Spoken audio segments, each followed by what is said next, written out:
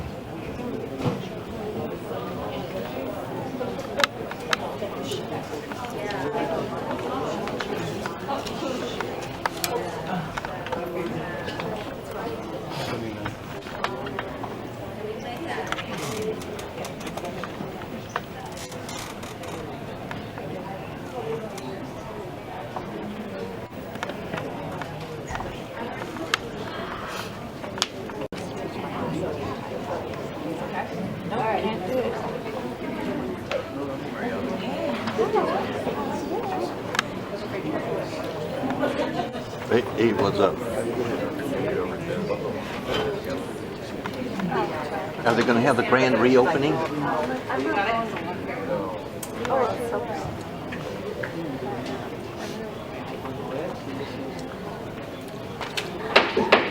That was Williams, by the way.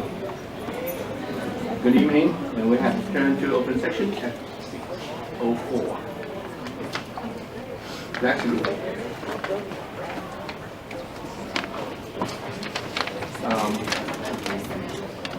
Samantha, put it? Yeah. Take the flag, put your right hand over your heart. Ready, begin. I pledge allegiance to the flag of the United States of America and to the republic for which it stands, one nation, under God, indivisible, with liberty and justice for all. Thank you.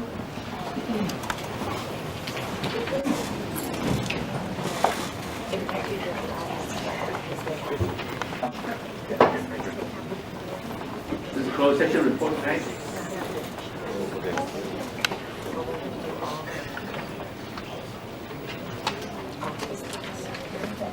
Okay, during the closed session, the Board of Education, the following actions.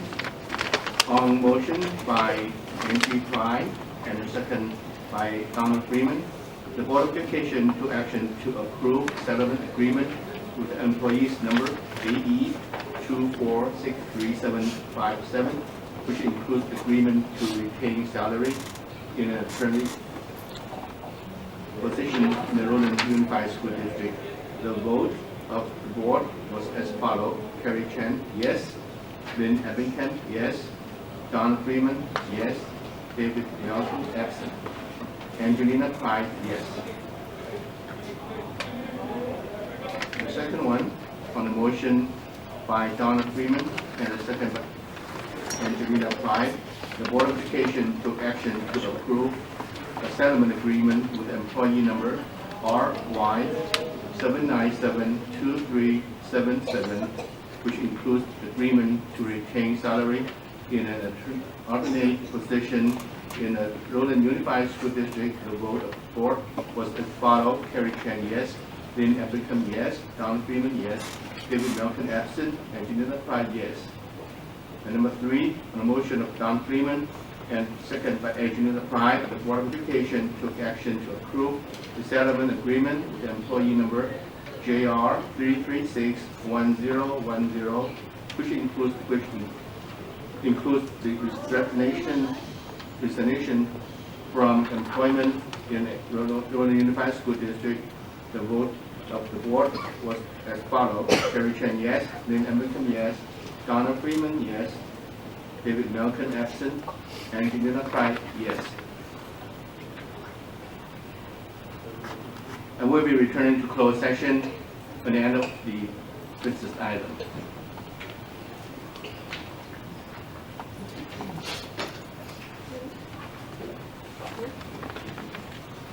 Board recognition. Next, we are going to move to board recognition. I'm going to turn to Dr. Mitchell.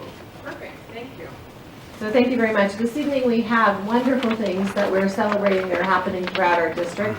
And so I appreciate all of you being here to support our students and our staff for their accomplishments. I'm going to ask Tracy Ely to come to the podium.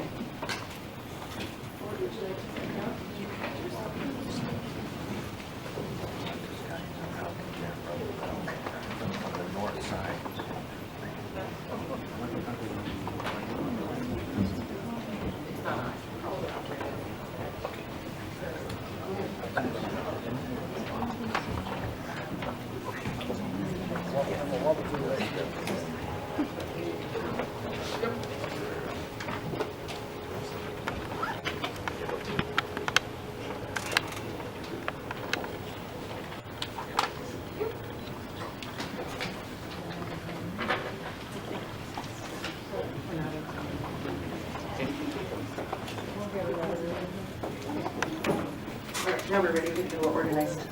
Good evening, everyone. It's my pleasure to recognize lots of groups of students tonight. And as we go through the groups, part of our goal in our district is to make sure that we have very well-rounded students. So tonight we get to recognize academics, we get to recognize some of our career tech education students, and we also get to recognize some of our athletes that have done very well for us in the past season. So we're going to start with our Oswald 8th grade STEM Club athletes. On January 27th, Oswald Academy 7th and 8th graders participated in the 10th annual Bishop Amant Math Competition.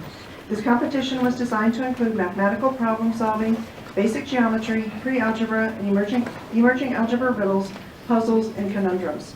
Students were given 60 minutes to complete 60 mathematical questions. This year, 24 schools with a total of 500 students competed. Congratulations to the Oswald Academy mathletes who received second place in Division B, and Ming and Jeffrey Jang, who received a medal for the highest score among the Oswald students. So if we can have Dr. Buckmeyer come forward, our team coach, and also I believe our principal, Dr. Despard, is here as well. If you could come forward.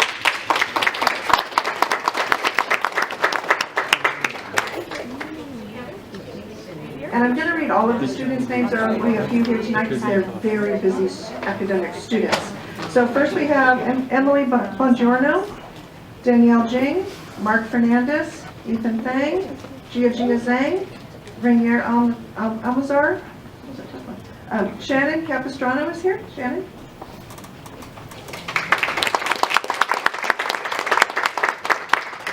Justin Chung, Christina De La Cruz, Sabrina Evangelista, Minghan Jing, and tonight with us, Bryce Kwan.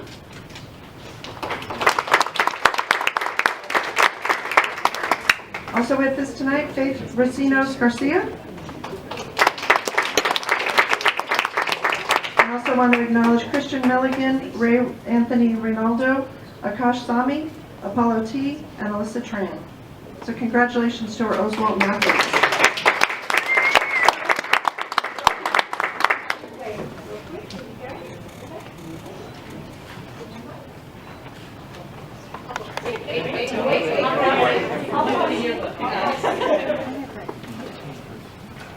I was going to say the mom's going to get pictures, but the teachers do first. And then there's Mrs. Kim.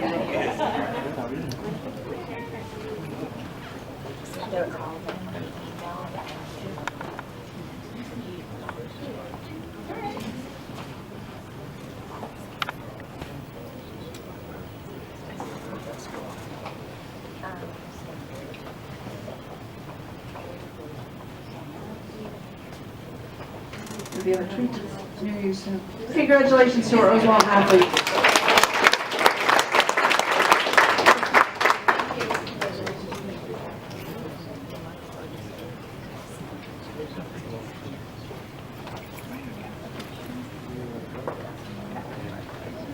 Next, if I can have Mr. Brennan come forward. And is Mr. Martin here?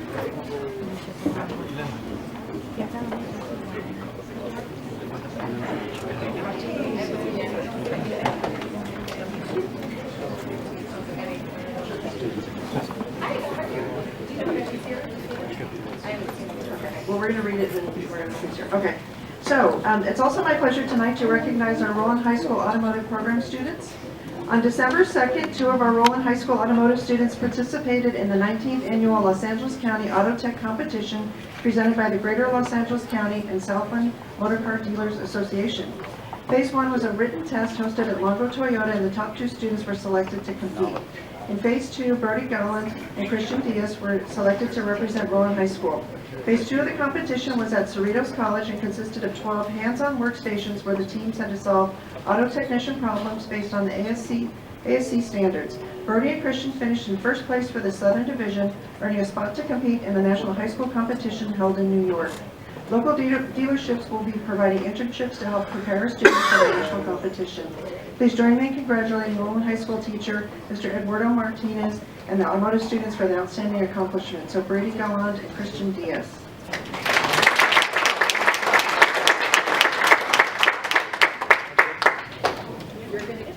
Congratulations. Mr. Bonnier. All right, get a picture, Mitch. I want you to stand right in the center and take that picture, Mr. Bonnier. That would be awesome. All right, if I could have Mr. Cole come forward. It's my pleasure to recognize our Roland High School Academic Decathlon.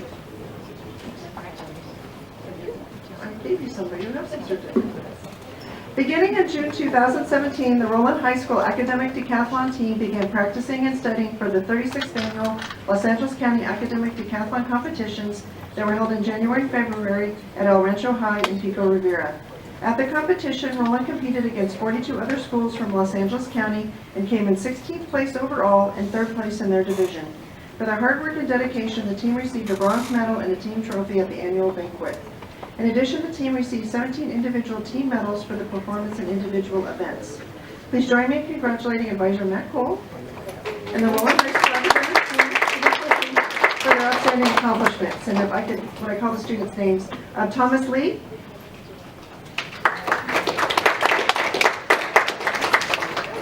Michelle Kwan,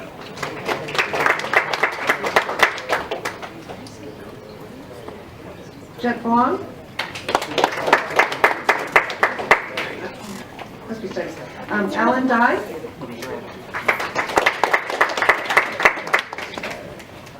Helen Grove,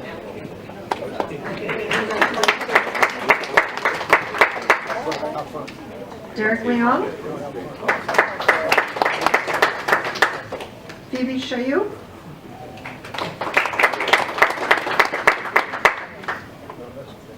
Alec Wu,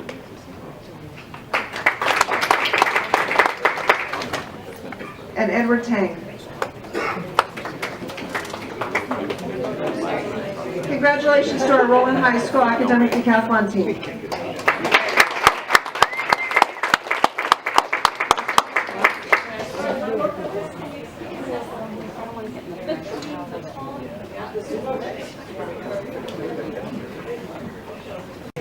Now the Mama Paparazzi. I was like, it's International Women's Day. I was like, another stuff first. I was like, there's another stuff first. Now the dance can continue.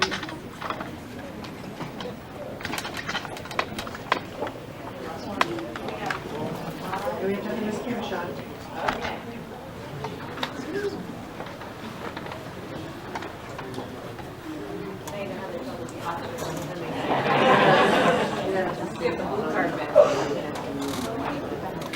Congratulations to our academic decathlon team.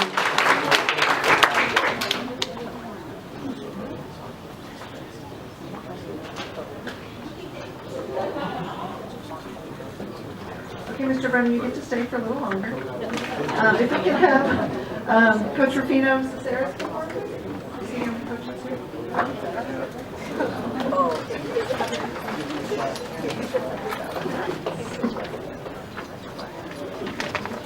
The Roland High School girls varsity soccer team is the 2017-18 Valley Vista League champions with a league record of 8 wins, 1 loss, and 1 tie, and an overall record of 14 wins, 7 losses, and 1 tie. The team advanced to the CIF Division 5 playoffs. They also earned third place out of 16 teams in the prestigious Ontario Christian Christmas Tournament with a tournament record of 3 wins and 1 loss. Please join me in congratulating the Roland High School girls varsity soccer team on their outstanding accomplishments.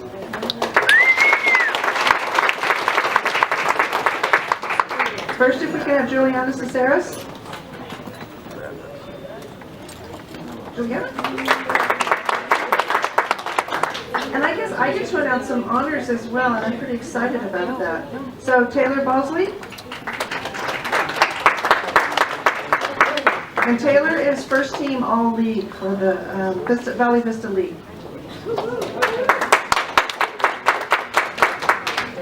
Alexandra Felix.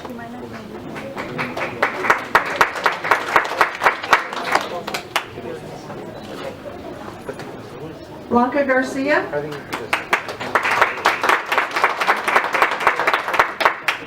And Blanca is all-league honorable mention team. Seven Hakoyan. And she is second team all-league and Ontario Christian all-tournament team winner. Leslie Cortez.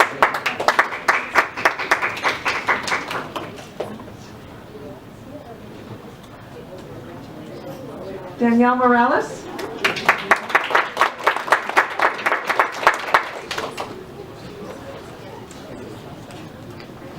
Emily Birch.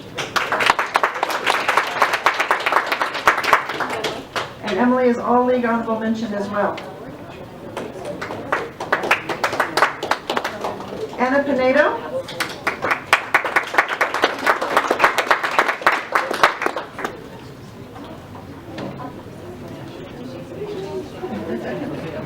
Taisha Valles.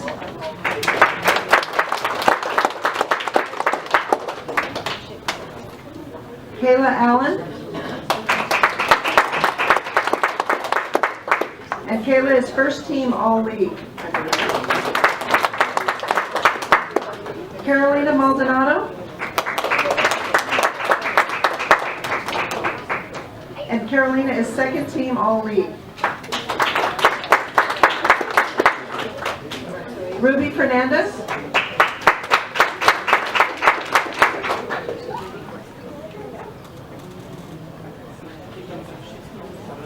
And I'd like to announce that Ruby is our all-league most valuable player.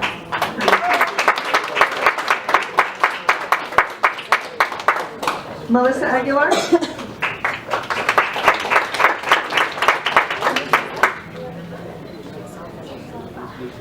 Braylin LaMonica.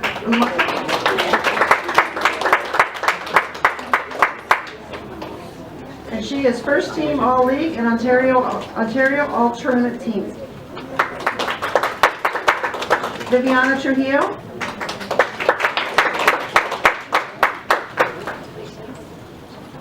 And Jessica Daniel Arujo.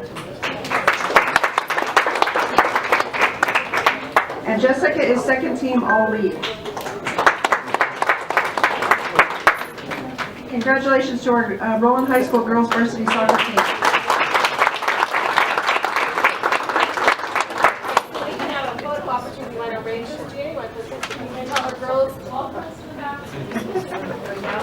And even maybe if you want to kneel down in front so we can get see, and then we'll get the board to post their faces on the side. There you go. Let parents first.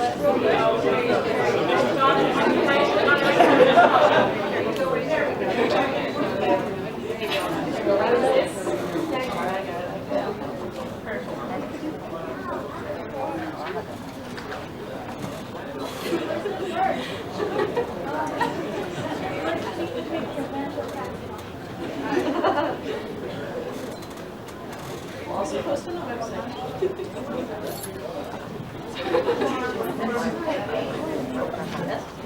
We got the Miss Kim tweet photo.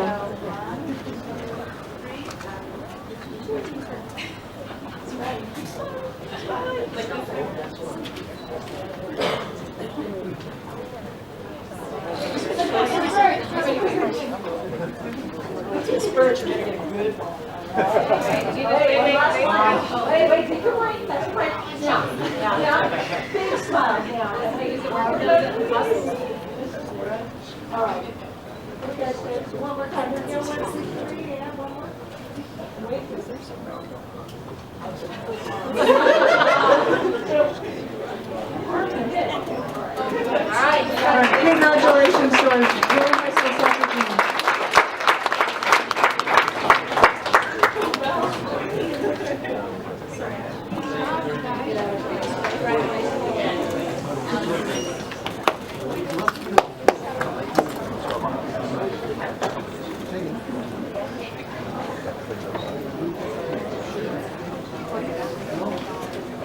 All right, if I can have Mr. Nasu from Nogales High School come forward.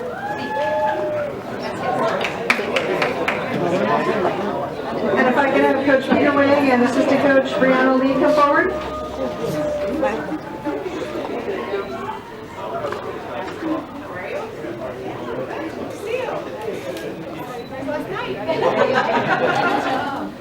All right. The young women of the Nogales girls varsity basketball team have worked tirelessly to make their school and community proud. Their dedication to academic excellence reflects their competitive nature on the court. This season, they have accomplished an impressive 16-7 overall record with an 8-2 in league play, as well as a CIF playoff spot in Division 4A for the first time in 5 years. The Nogales High School girls varsity team also took home first place in the Glendora Summer Shootout Scarlet Division. The team is led by head coach Peter Wang and assistant coach Brianna Lee. Please join us in congratulating the Nogales High School girls basketball team on their athletic achievements. First, we have Samantha San Antonio, who is our captain.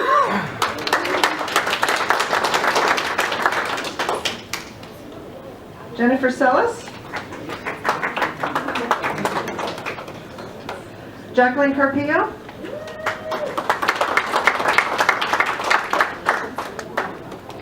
Natalie Solorio.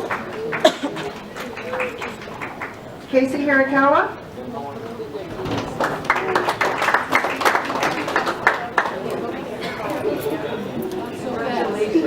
Guadalupe Garcia. Evelyn De Los Santos.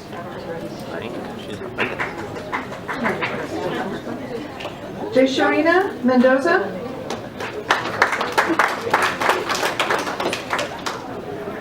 And Yesenia Rosales.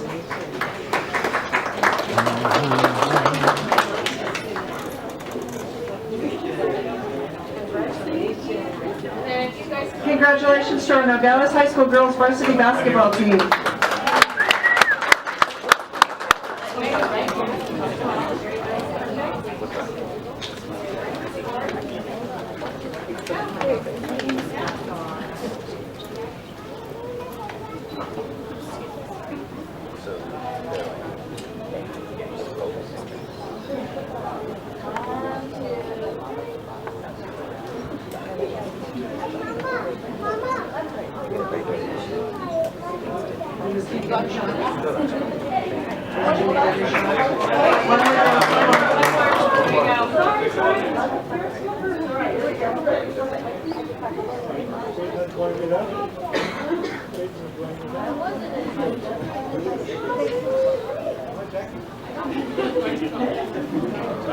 Congratulations to our Nogales High School girls varsity basketball team.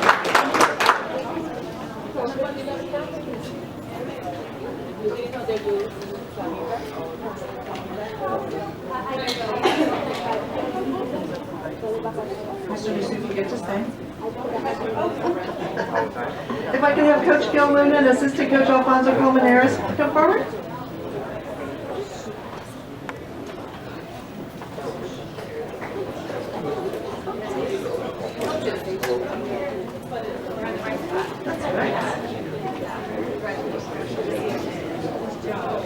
The 2017-18 Nogales girls varsity soccer team had the most intense season in the school's history, winning 16 games, which was enough to be declared co-champions of the Montview League. The success shown by this team can be attributed to the commitment that each girl had with each other by supporting each other when faced with challenges. Please join us in congratulating the Nogales High School girls varsity soccer team on their athletic achievements. There's a lot in here, right? Okay, because it's not highlighted. First we have Skya Bundy's.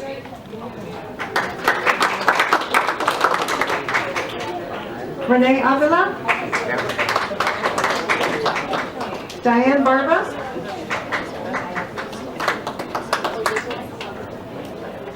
Sandra Balderas. JC Comby. Jacqueline Guyton. Alyssa Gutierrez.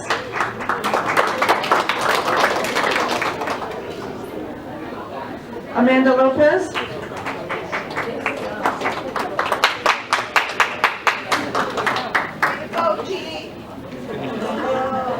Valerie Madrigal.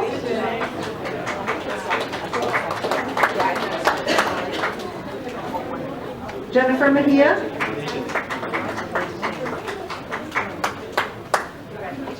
Marlene Perez.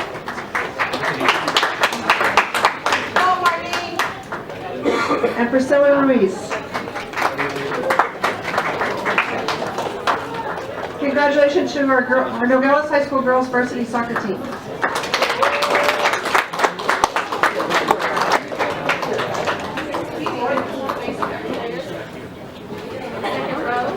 Looks good.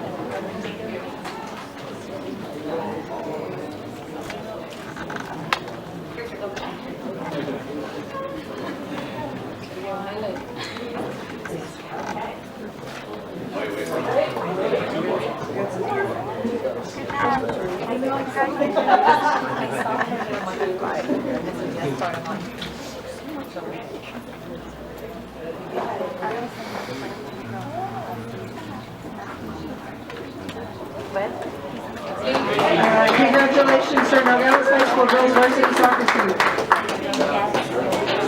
Explain it.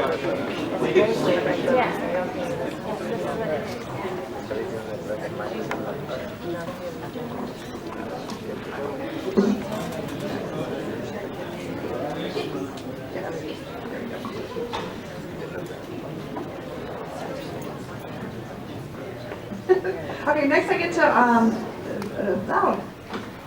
the Nogales High School boys varsity soccer team. If I can have Coach Javier Aguina Campos, as JV head coach Irving Aguina, and goalkeeper coach Kevin Bustamante. Oh, trouble saying that was a bit later. The Nogales boys varsity soccer team finished its 2017-18 season with a record of 14 wins, 6 losses, and 4 ties. They won their second league title in a row and finished the season as the number 5 ranked team in its respective CIF division. This is the team's 3rd year in a row with a top 10 CIF ranking at the end of the season. Please join us in congratulating the Nogales High School boys varsity soccer team on their athletic achievements.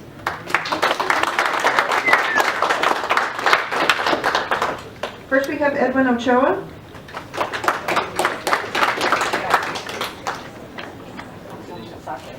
Carlos Orduno.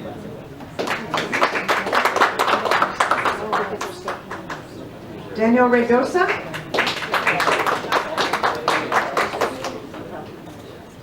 Roger Salazar Felix.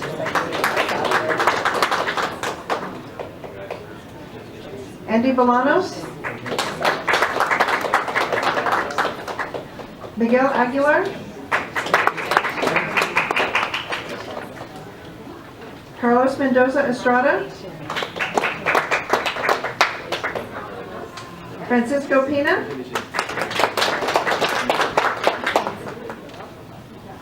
Mario Ruiz. And Angel Rodriguez.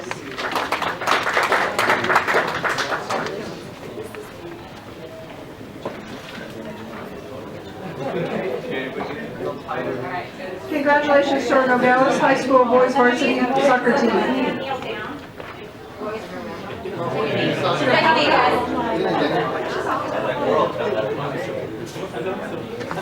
I think we're also going to have to get more narrow, so why don't you come back behind? There you go, like that. Does that work? Are we okay that the board can step forward a little? It works? Okay, ready? 1, 2, 3. Got it. Or would it be a light for you? I am. All right, guys, here we go.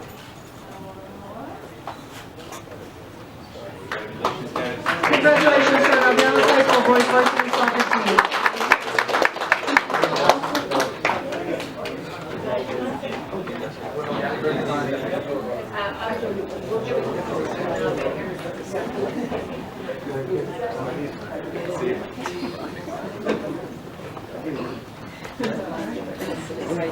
So congratulations to all of our students and teams tonight.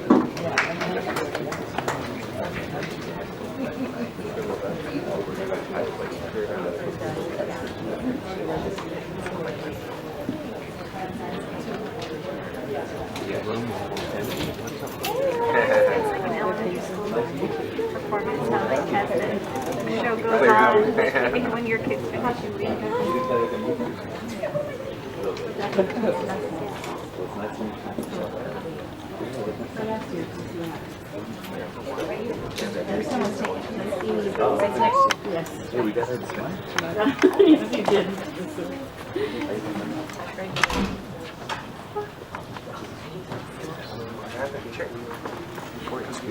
I have to leave for the fight. It's good. I'm seeing it 2 nights in a row, so I hope it's good. Well, I'm going to go on Next Saturday. item. Rutland High School Principal Rich Panier, along with the following ASB executive board members: Samantha Phillips, Diana Pettis, Nicholas Phillips, Matthew Cho, Phoebe Chung, will provide a quick report highlighting what is going on their organization.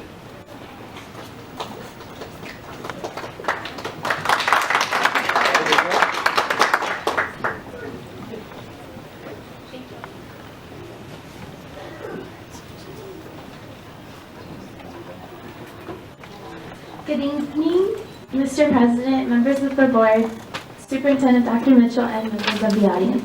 My name is Samantha Phillips, and I am ASB President at Roland High School. I'm also a senior this year.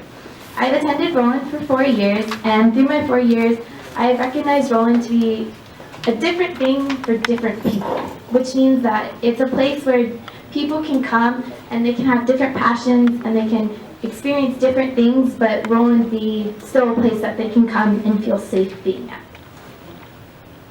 Oh, okay. So through my 4 years, I've also experienced Roland have very much engaged in the idea and the ideals of being a thinker, a communicator, and a contributor.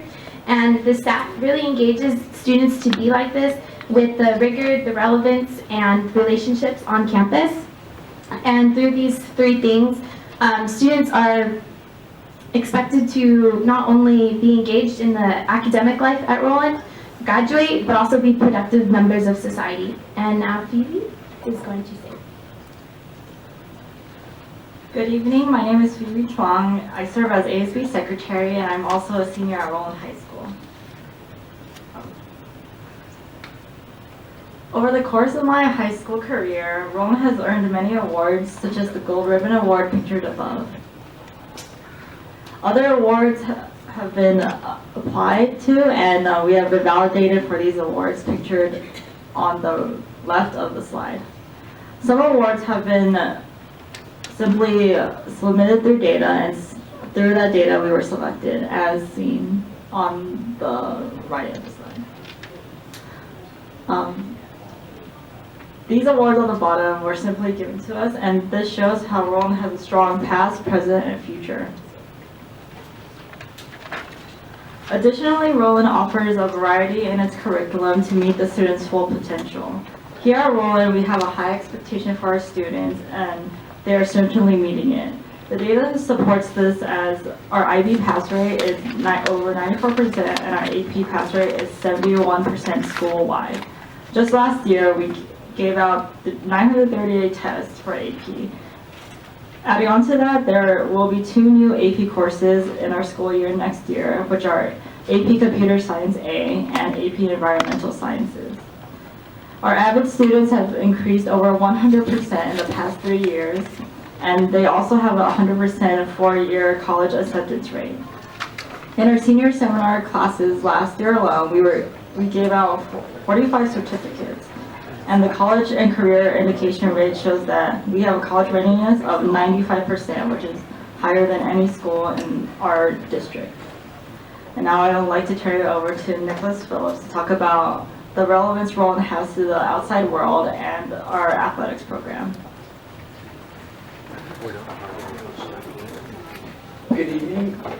Good evening. My name is Nicholas Phillips, and I'm the ASB Speaker of the House, and I am also a senior at Roland. The relevance of Roland goes far beyond the classroom. One can see this through the high-achieving students on our campus. These students input the lessons they learn in the class and put them into action in society. The lessons include 21st century skills such as critical thinking, creativity, communication, and collaboration. With that said, it can be easily seen that our students are able to take what we learn in the classroom and apply it to real-world situations. Then our school also prepares students by offering many athletic programs for students with different passions. In all, we had 22 sports with 16 of the head coaches on campus. Our sports are very successful, and this past year, our girls basketball became league champs for the 3rd year in a row. Our girls soccer became league champions, like you saw tonight. Our very first wrestling state champion, and last year our boys swim became CIF champions, and they are expected to do well again this year. However, our sports not only show success, but also show sportsmanship. This is because Roland has received the Valley Vista Sportsmanship Award for the past 3 years in a row. By earning this award, our students are showing the core values that Roland expects from all of our students. Now I would like to introduce Diana Cadiz to talk about the relationships and extracurriculars at Roland High School. Hello, my name is Diana Cadiz and I'm the ASB Vice President and also a senior at Roland High School. Roland High School provides many opportunities to students to grow and develop as individuals through the many extracurricular activities are offered at school. Along with sports, Roland has over 60 clubs that range from academics, service, cultural, and interest clubs. We have had clubs that succeeded in academic competitions such as academic decathlon, mock trial, and math club. We also have students excel in the skills they have learned and developed, such as Audit Club, winning the state competition and qualifying to compete nationally. In the visual and performing arts aspect, our marching band and choir have gone through great achievements, such as being qualified for the Southern California School Band and choir winning 2nd place and showmanship award at the Braille Linda Choir competition. Under the service category, our Roland Key Club has completed 900 plus service hours within the past school year. Overall, it is shown that 2/3 of our students are involved, whether it is a sport, club, or school organization. Many of our students are not only looked upon as leaders of the school, but they also extend to the community. We have a fellow senior, Mark Swingham, as a Key Club D35 East Lieutenant Governor, for example. Our Roland's leadership program has over 100 kids involved who are not only committed, but also qualified into serving the school.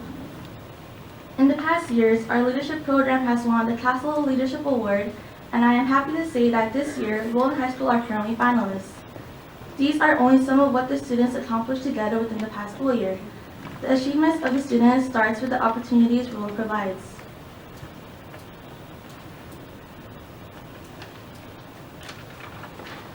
Without a doubt, Roland High School has a positive school culture that focuses on providing a caring environment and inclusiveness within the school community. Because of the well-knitted and close relationship between the staff and the students of our school not only feel welcome but safe. Not only does the staff push the students to strive and reach our fullest potential, but students can look to them as a friend. In fact, our staff actively participates in student events, whether it's a competitive game, assemblies, or sing-alongs at lunch. Our school provides many support systems through the range of counseling that are easily accessible. The morality of the student body is to help each other excel and succeed together, so no Rowan student will be left behind. Rowan High School is best described as one big family. So I would like to call on Samantha Phillips to close the presentation. So we just want to thank you for your attention and also your support so far this year, and we hope to see you at the rest of the events this year. Thank you.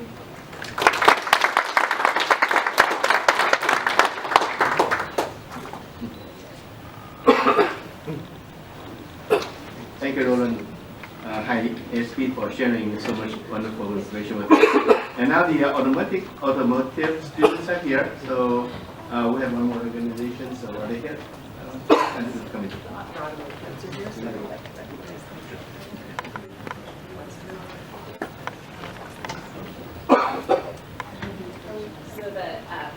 you're welcome. There's one student that's here, so picture and recognize that student.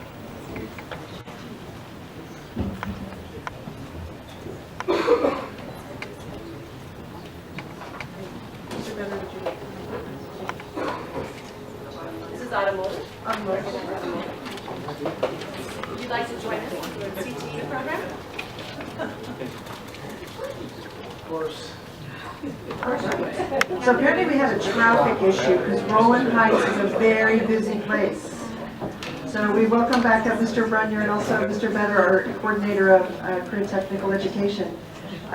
So I'm going to ask the student to come up because everyone else has already heard this one. So if we can have Christian Diaz come forward.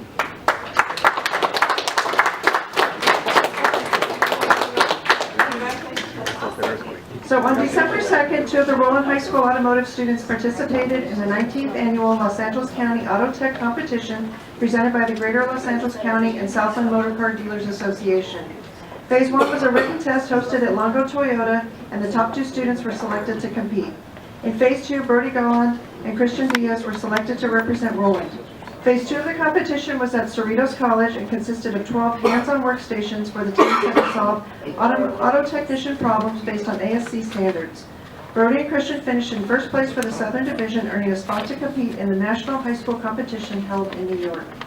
Local dealerships will be providing internships to help our students prepare for the national competition. Please join me in congratulating Roland High School teacher Mr. Martin and the automotive students for their outstanding accomplishment. Congratulations, Christian.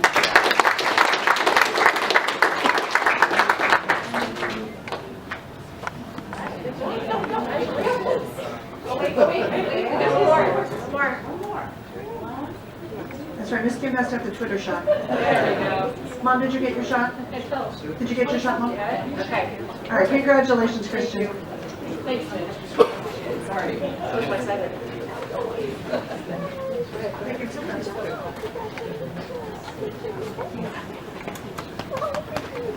Nice job. Good job.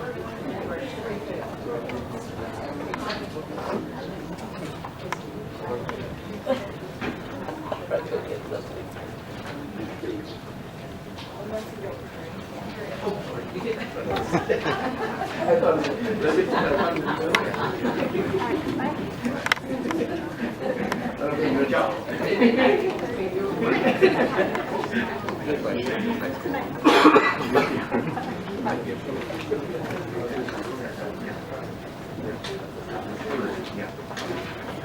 Okay, I'd like to thank Roland High School students, parents, and staff, and community members for providing refreshments and for meeting. Thank you.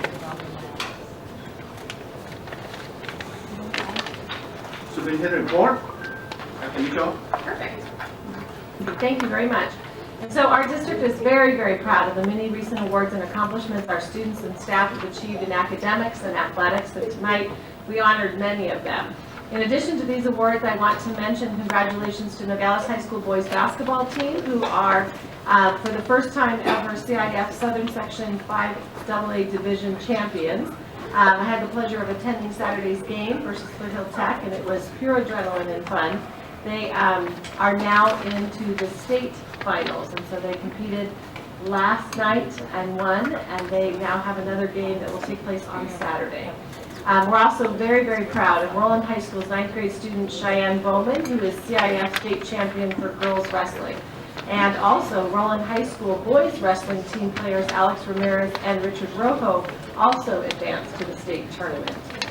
Wanted to make sure that the community was aware that we have our LCAP community survey has launched. We want to thank our community members who came to our community meeting that was held this week. We also encourage all stakeholders, students, staff, parents, and our community to provide input on our LCAP survey. It was emailed out to many, but those who did not receive it by email can also locate that survey on our district webpage. A few upcoming events. This is a reminder that this is the final weekend of the Roland High School's Footloose the Musical. Performances are at 7 p.m. tomorrow night, and on Saturday there are 2 performances, 2 p.m. and 7 p.m. Everyone has been raving about how fantastic the show is, and I'm very excited. I'm going to on Saturday, so I'm looking forward to it. The musical is entirely student-run with a mixture of 38 actors supported by more than 50 crew members, and tickets are $10 at the door. Our 2018 IB Student Art Exhibition is going to be held on March 22nd. The community is invited to see the artistic talents of our IB students and our advanced art students from both Roland and Nogales High School. That'll be held again on Thursday, March 22nd from 5 to 8 p.m. at the Roland Heights Community Center. I also want to recognize that we have received many generous donations, which the board has been accepting for our Principal for a Day. Also tonight, we have on our board action item that our board will be accepting a few more donations for Principal for a Day, which directly impact our students through student scholarships. There's also an item on the board agenda this evening from Terry and David Malkin, who donated $3,500 for student scholarships for our class of 2018. So we very much appreciate that. Thank you very much. Thank you, Dr. Mitchell. The next item is Student Board Representative Report at South Santana High School. Diana Hernandez, the ASB Vice President of Santana High School.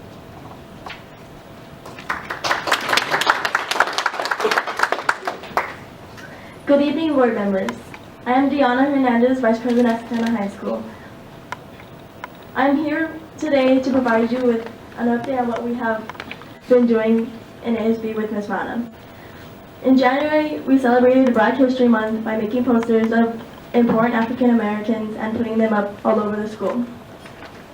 We had holiday-themed fundraisers such as Valentine's Day grams and selling flowers to students and staff. This month is a busy month for ASB. We have open house on the 15th and career day this 22nd. We also will be having Shamrock Shakes for St. Patrick's Day and having a basketball tournament for March Madness. We just recently had a game yesterday, which was very exciting. Continuing with giving back to the community, we just started our fundraiser for Pennies for Patients to raise money for the Leukemia Cancer Foundation. And we have another blood drive coming up in April. As you can see, there's been a lot going on and much more coming as the school year is rapidly ending. Thank you. Next, Nogales High School. Monica Ruaro, ASB Executive Secretary of Nogales High School.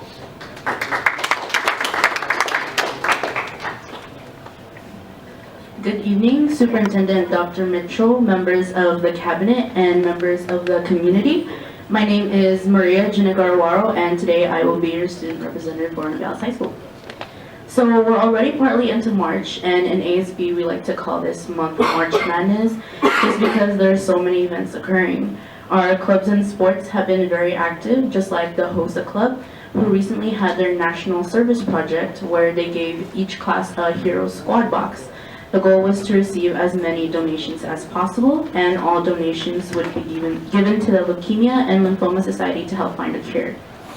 Up next, we have our student leadership, and we recently started applications for the 2018-2019 leadership team.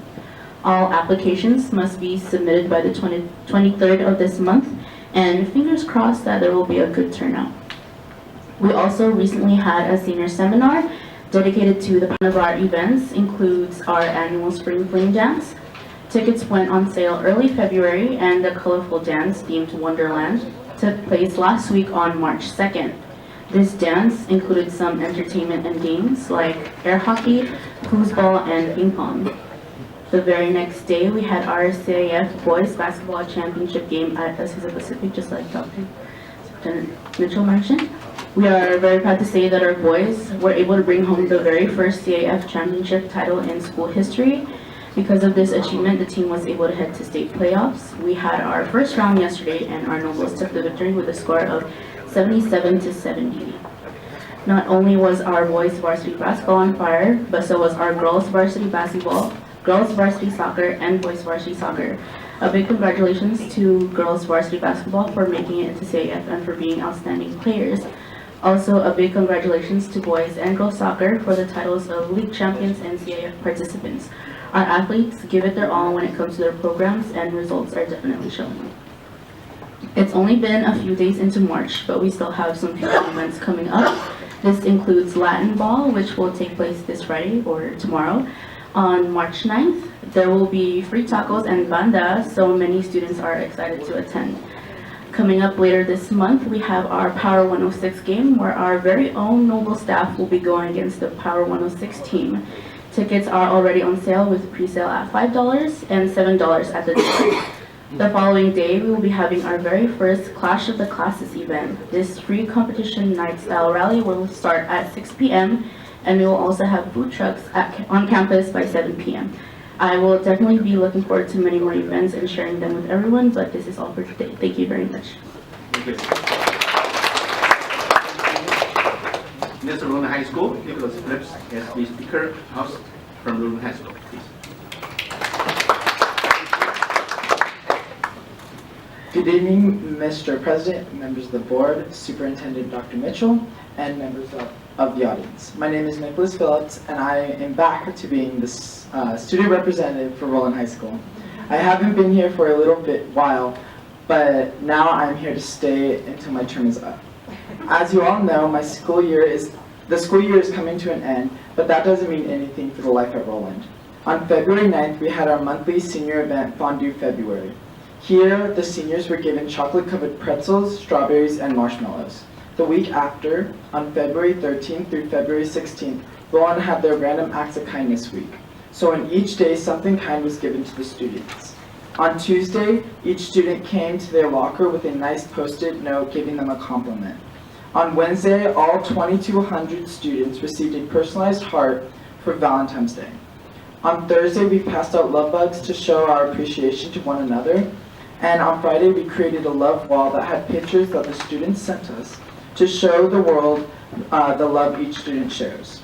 Then on Friday, February 23rd, Roland held one of its annual assemblies, Renaissance, to recognize everyone who achieved academically. The theme was Super Raiders with the motto, "No matter who you are, you can change the world." Those who attended received at least a 2.5 GPA with no D's or F's, or improved their GPA from last semester by at least 0.5.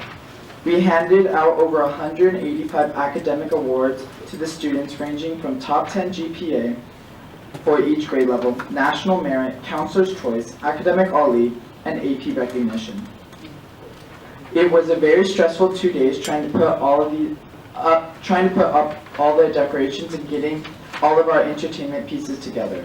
We had each one of our 4 graduating classes perform a dance for about 2.5 minutes, and then had VJ Rosales, who is a very popular singer, sing a couple of songs in front of everyone who attended. Overall, everyone who attended really enjoyed their time and felt proud of achieving such high grades. Also on this day, we had our Sadie's theme revealing to announce the theme for our next school dance. This year it is Hawaiian themed and is called Hula Hawkins. To announce the theme, we had traditional fire dancers at our school performing an amazing performance. Hundreds of students watched because it was the first time we have ever had fire dancers at our school. Then on this past Monday, March 5th, we had our Sadie's fashion show to show what clothes are appropriate to wear at Sadie's. I had the honor of being in it, and it was very fun and informative.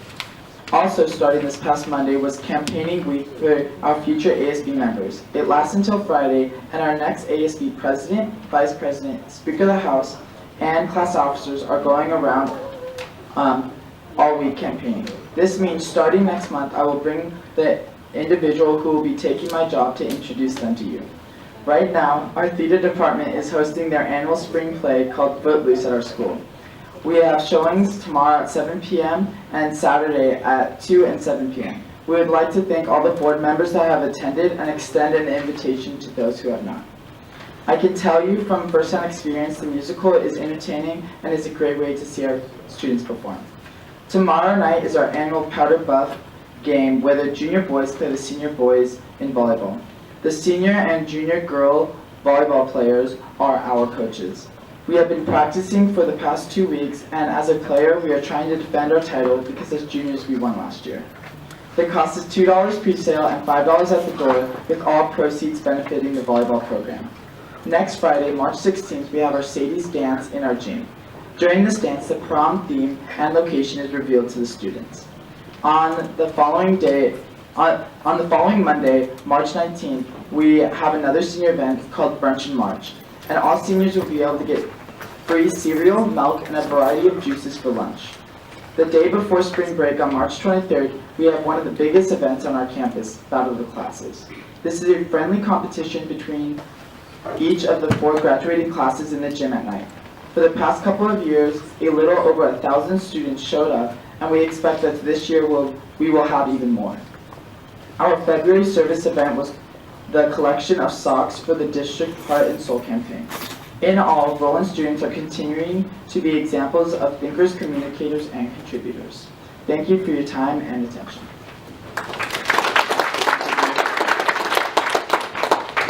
The next item is public comments. Dr. Mitchell, are there any comments? Then remarks are limited to 3 minutes unless extended further or limited by vote of the board. A maximum of 20 minutes unless extended by the board is allocated for each subject discussed. Ordinarily, board members will not respond to the presentation and no action can be taken. However, the board may give direction to staff following the presentation. The first speaker is Mr. Roy Humphreys.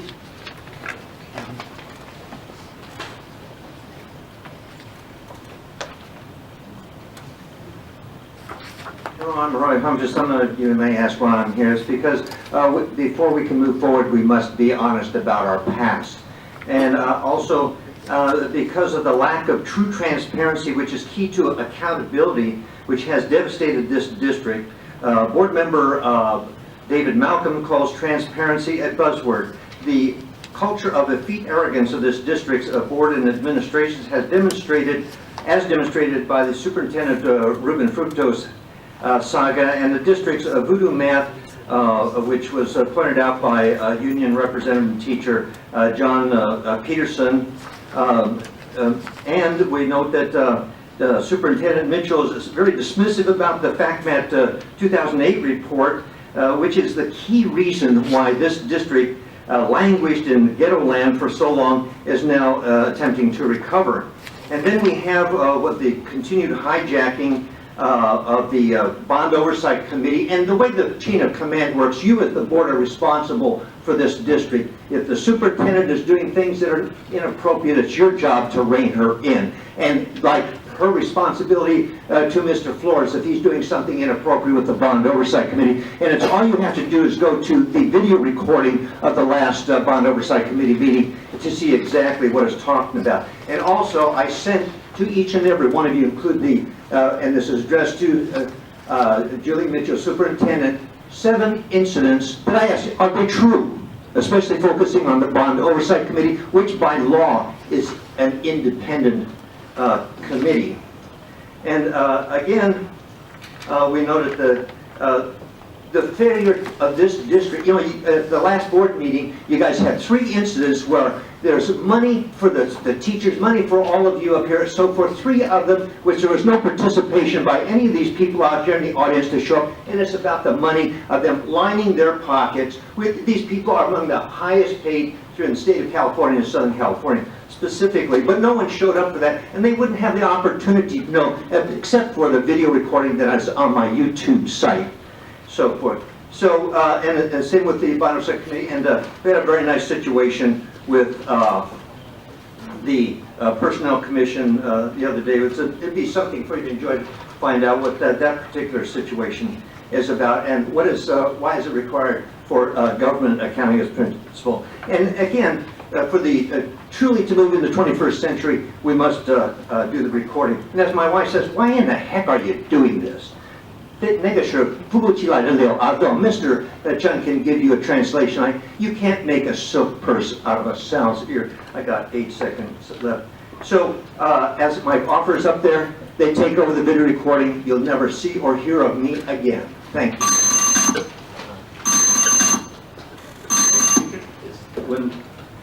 Harrison.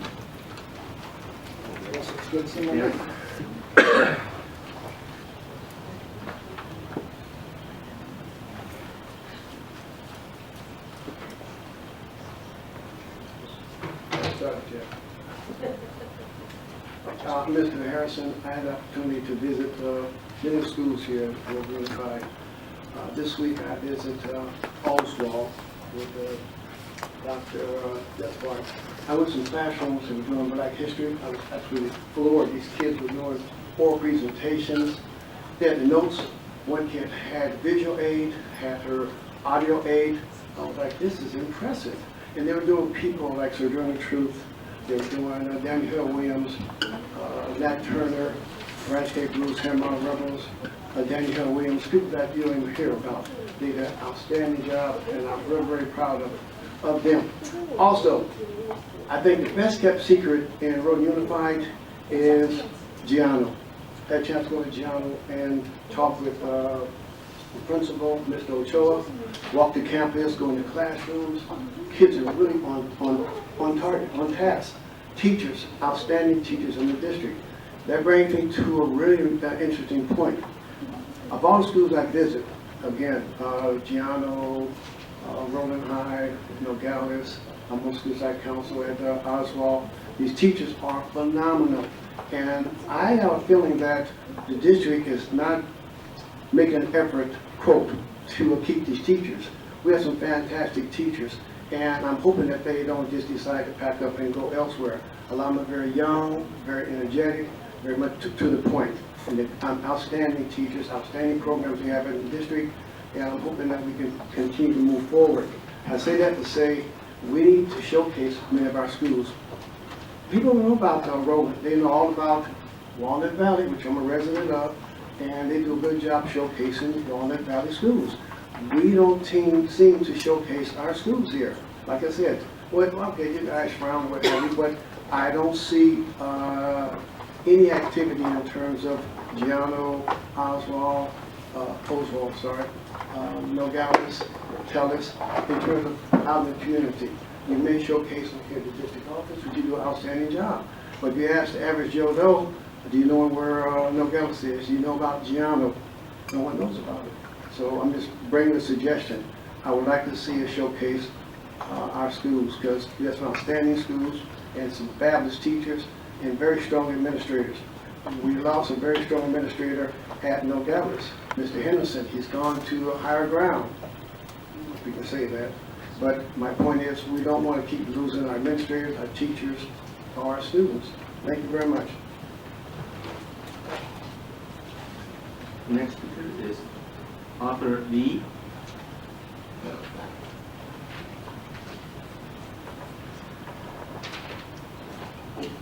Hello everyone, good evening. Dr. Mitchell, President Chen, and members of the board, how are you? I'm here specifically about the Mandarin Immersion program, and I think that a lot of the challenges that I've had while trying to help recruit students to come and actually participate is really the school ratings that are being changed within, I think, grade schools. And I think a lot of parents within the Chinese community actually look at that as the authority on the education quality. And that's one thing that I think President Chen has addressed within the group chat. And but there's a lacking of supporting documents that could actually perhaps ease the worries of these parents that want to participate, but worried about the quality of education their kids would get at a school that has a lower rating. I personally don't really see that as a problem. I think the problem really lies with individuals, not the schools or districts, because the standards are the same, and they are no different than any other school district within LA County. I think one of those other challenges we have in the program is that we are actively recruiting people within our own community, so I understand it is actually open to other communities outside of Roland Unified. So perhaps we could do something at either maybe at fairs or any other public events to promote the program. I think that would be very helpful. I think that's all I have. Thank you. Tiffany O. Tiffany? She here? Sorry, right here.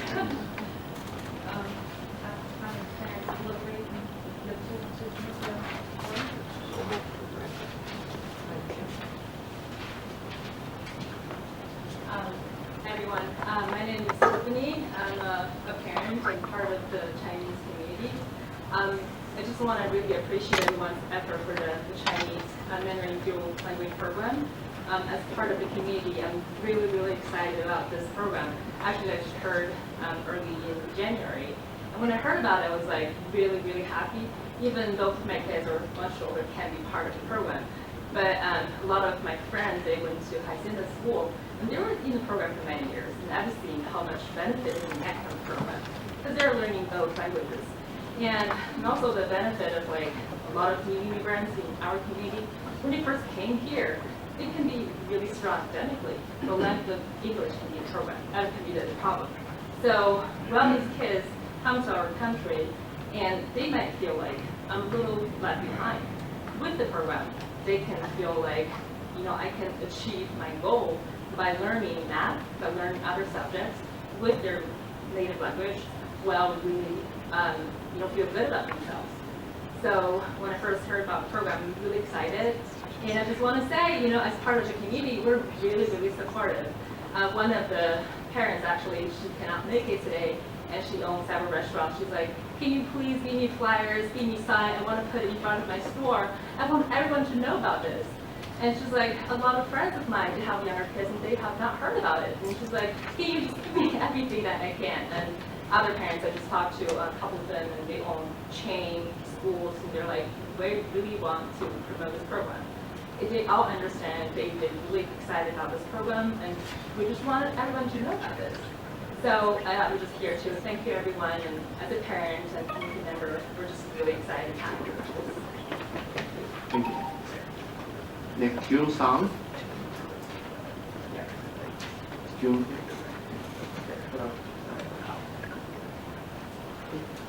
I need a translate.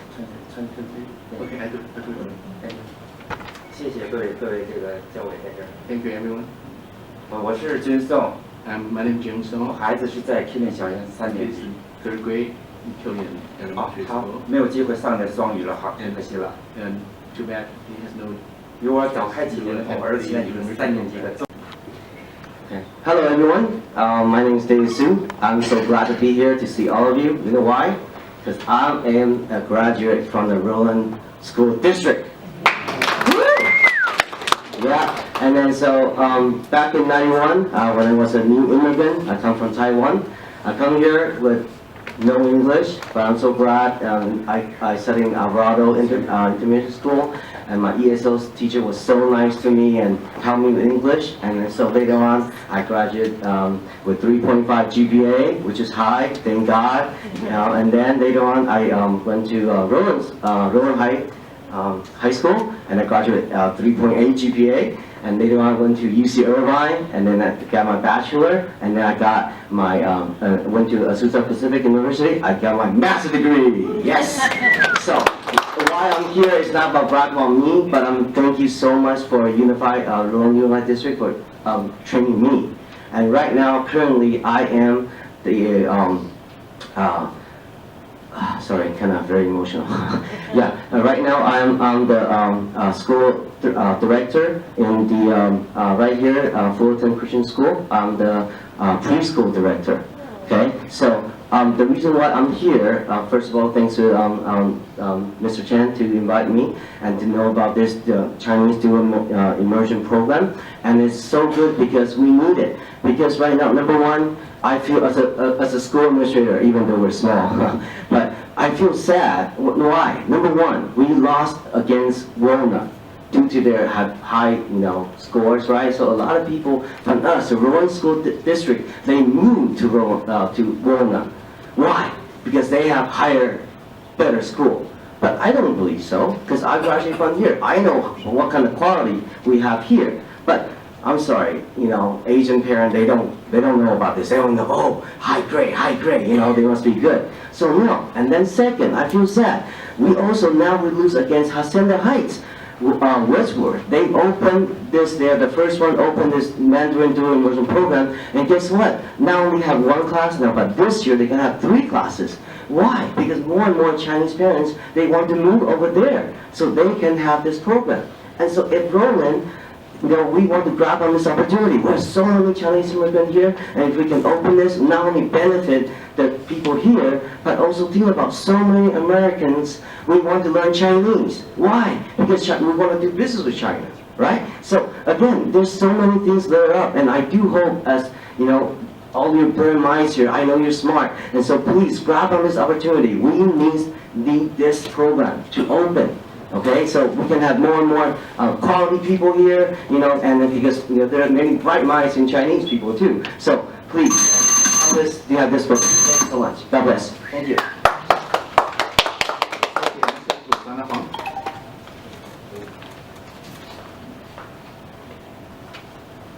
Rosanna?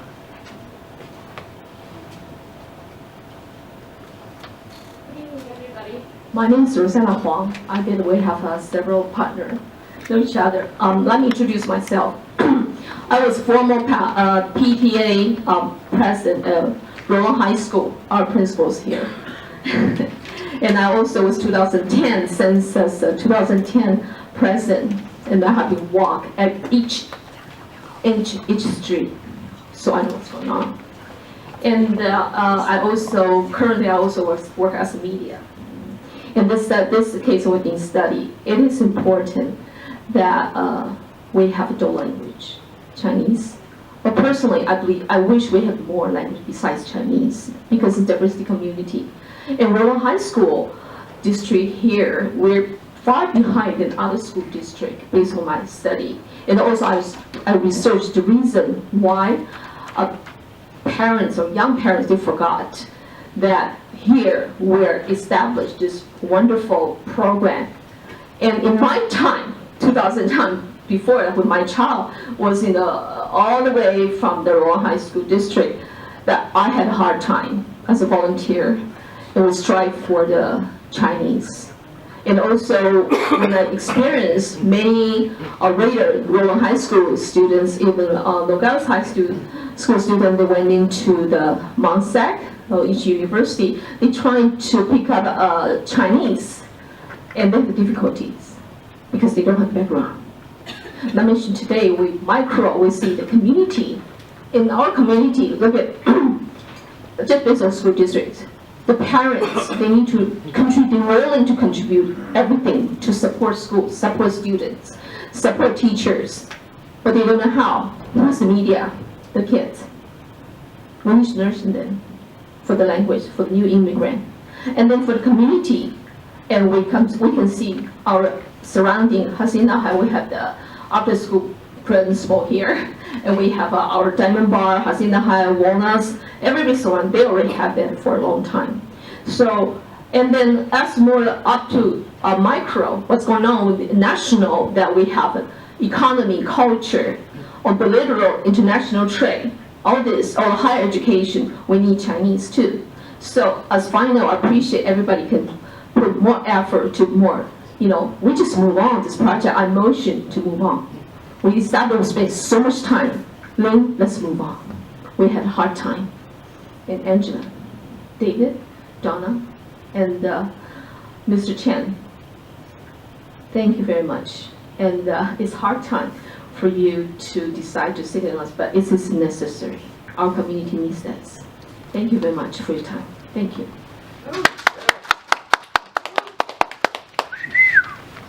Thank you. Thank you, a lot of speakers. Next item is second interim financial report. Have a motion and a second to receive the second interim report and to certify that district will meet this financial obligation for remainder of the year 2017-2018 fiscal year and the next two subsequent fiscal years. Donna? I second. Lynn second. Any discussion? So Mr. Flores has some information to present to the board so that you have it prior to taking action.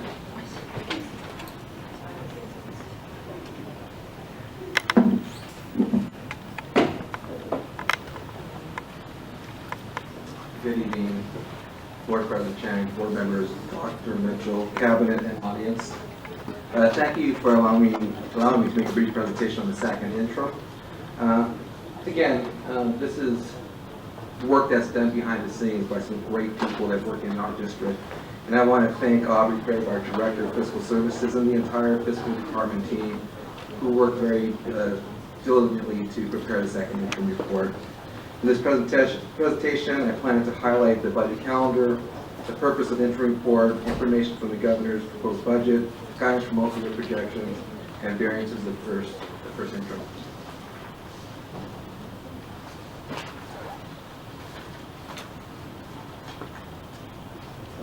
Excuse me.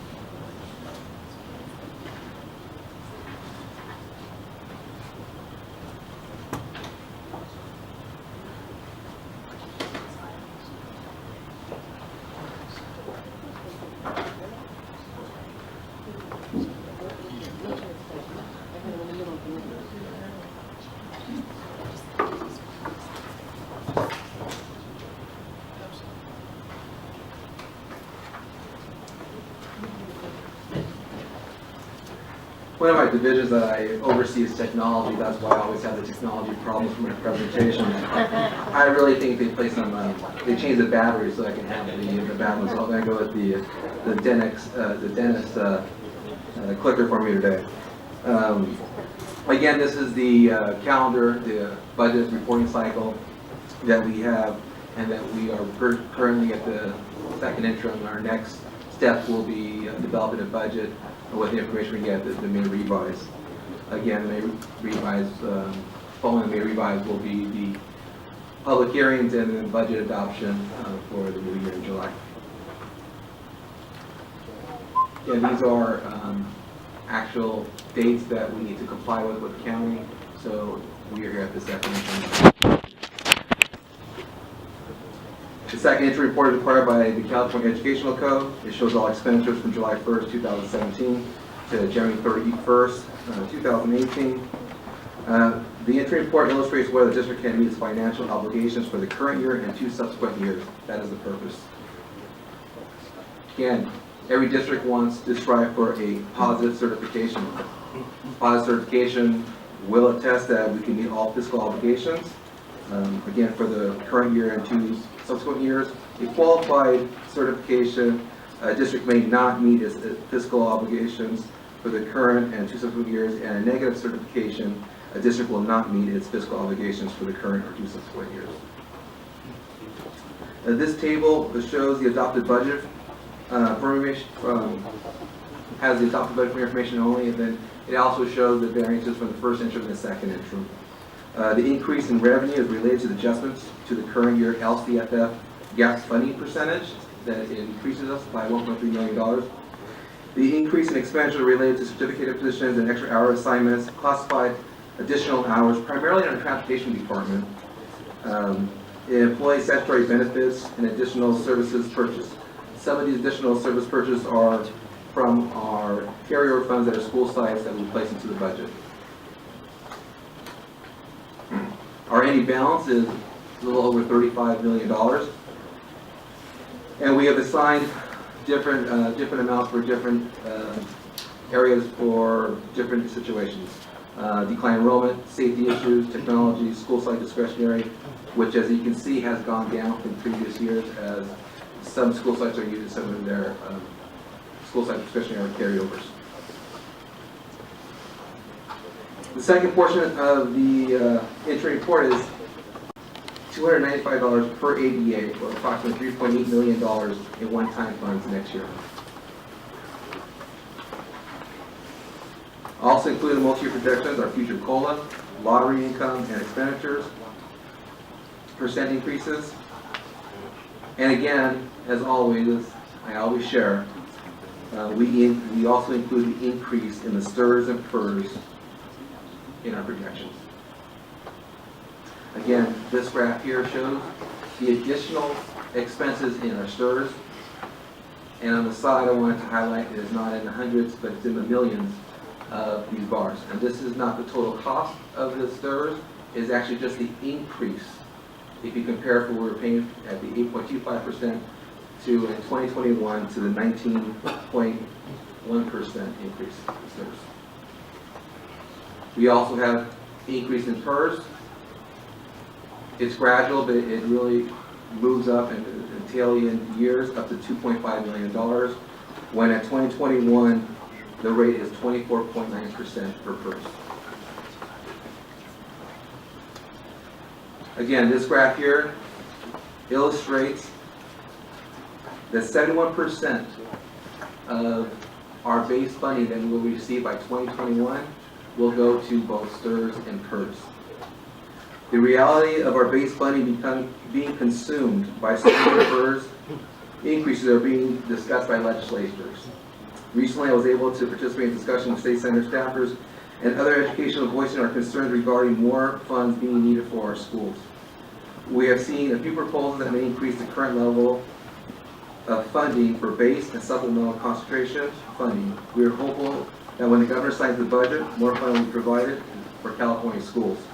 We look forward to the May revise, and again, we will invite our union leadership to attend with us so we can bring this information together.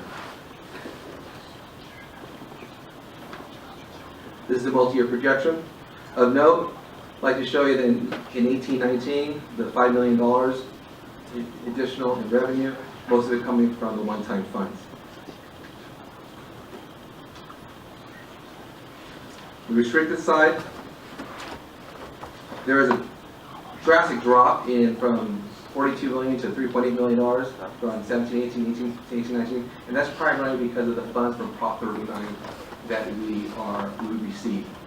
In addition, you can see the expenditures also dropped by $7 million because those funds from Prop 39 were used for the energy saving improvements that our schools are receiving this year.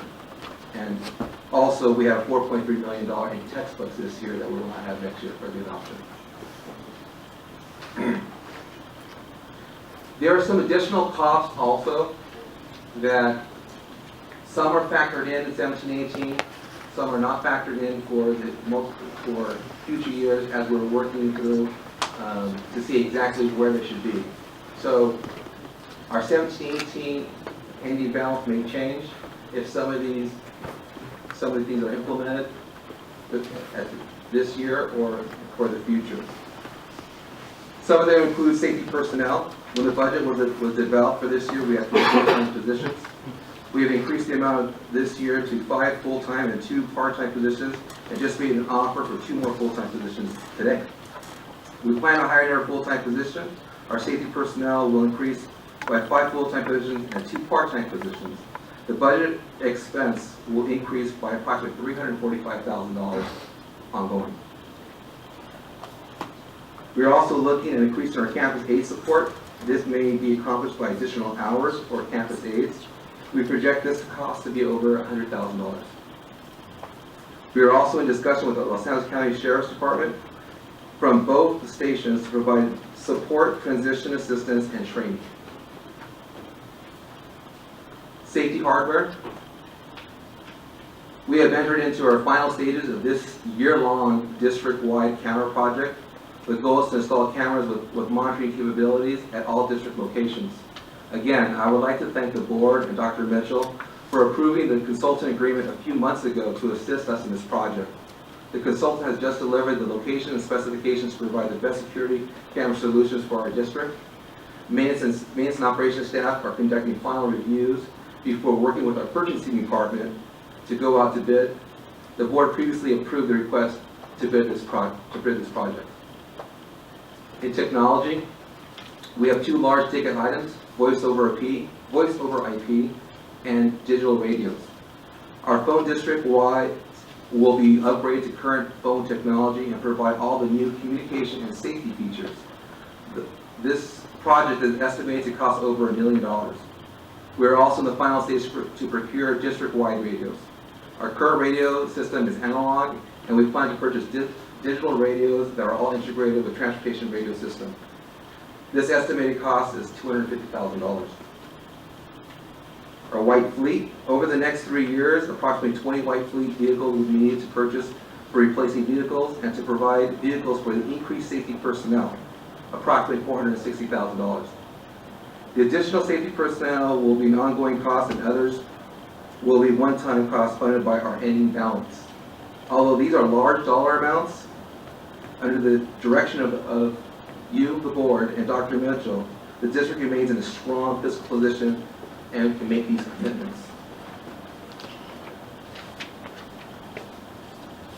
The Administrative Services Division recommends that the board approves the Rural Unified Interim Report with a positive certification and to be submitted by Los Angeles County Department of Education. And at this time, are there any questions? Yeah? Mr. Flores, with the fund balances, do you sometimes earmark money for future projects that you're going to need? So, it, you know, I don't want you to tell specifically, but is it customary to plan for the future with some of that money? Well, in our fund balance, we have separated. We have identified certain areas like technology and safety. So that's where the ending fund balance would change. And so we basically have designated some areas to spend some of our ending fund balance. And you have to, it's kind of our ending balance is basically, it's under savings account. So we have to almost like overspend to be able to go into, so you go into deficit spending. And you do deficit spending so you can go into that reserve. So yes, and that's what the board has instructed us to do. And we have done that probably starting about early last year to do that. Can you turn it back to slide 16? You have several additional cost items listed there. Yes. Is there a timeline that you've projected to try to complete those items? That's a great question. I have, that's the reason why we kind of vacillated where we could put this, because we intend to, when it comes to safety personnel or safety issue, we want to do it immediately. We also want to do it correctly. For example, for safety personnel, like again, today we actually offer two new positions, and we're hoping to interview for 2 additional positions, if not this Friday, early next week, because it's very important to have people here with our students during the day and actually at night, because these additional safety personnel positions will be able to give us a 24-hour coverage for our district with 5 individuals during the day at our secondary schools, and with 3 people in the evening, 2 in the swing shift and 1 in the grade room. The 2 in the swing would be able to provide support for activities or programs that are happening in our schools in the swing, and also to greet and meet our kids when they come back from field trips or sporting events, and also our bus drivers. So that's very important to do that immediately, and that's what we would like to do soon. Some of the things that we would like, the cameras, we started that project this entire year. The goal is to have this project done during the summer. That's what the work has to be done, would be during the summer. The summer fiscal year ends June 30th. So as much can be done by June 30th, that would be charged to the 17-18 school year, and then the rest would be charged to the following year. Because sometimes this is going to be over $1 million project most likely. So this project would be probably funded as percentage of work is completed. Because there's 19 sites and that's a lot of work.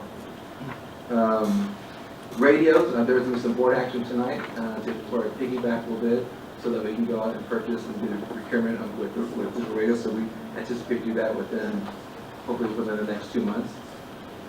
And, voice over repeat is actually another board action tonight that we've been working on for quite a long time also to study and background it. And that's something, again, that we're looking to do that in phase by purchasing and having a consultant to also to install. That work would be done in the summer also because of the extensive work for that. So it could be also funded with 17-18 and also with 18-19 too. White fleet, again, there'll be some vehicles, but then over the next 3 years, those would be purchased. And most of these items are one-time money? The one-time are the voice over IP, the cameras, the white fleet. Although those have a life when they are purchased, and there is money in our ending balance that we have for those areas. But the safety personnel and the commitment to additional safety personnel, that would be ongoing. Thank you. Thank you. Thank you for you meeting all your team doing such a hard job. We appreciate it, and for the positive certification. Excellent accreditation. Thank you. Thank you.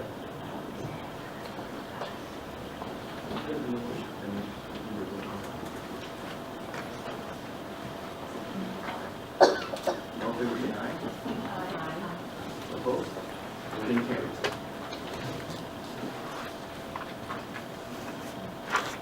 So the next item,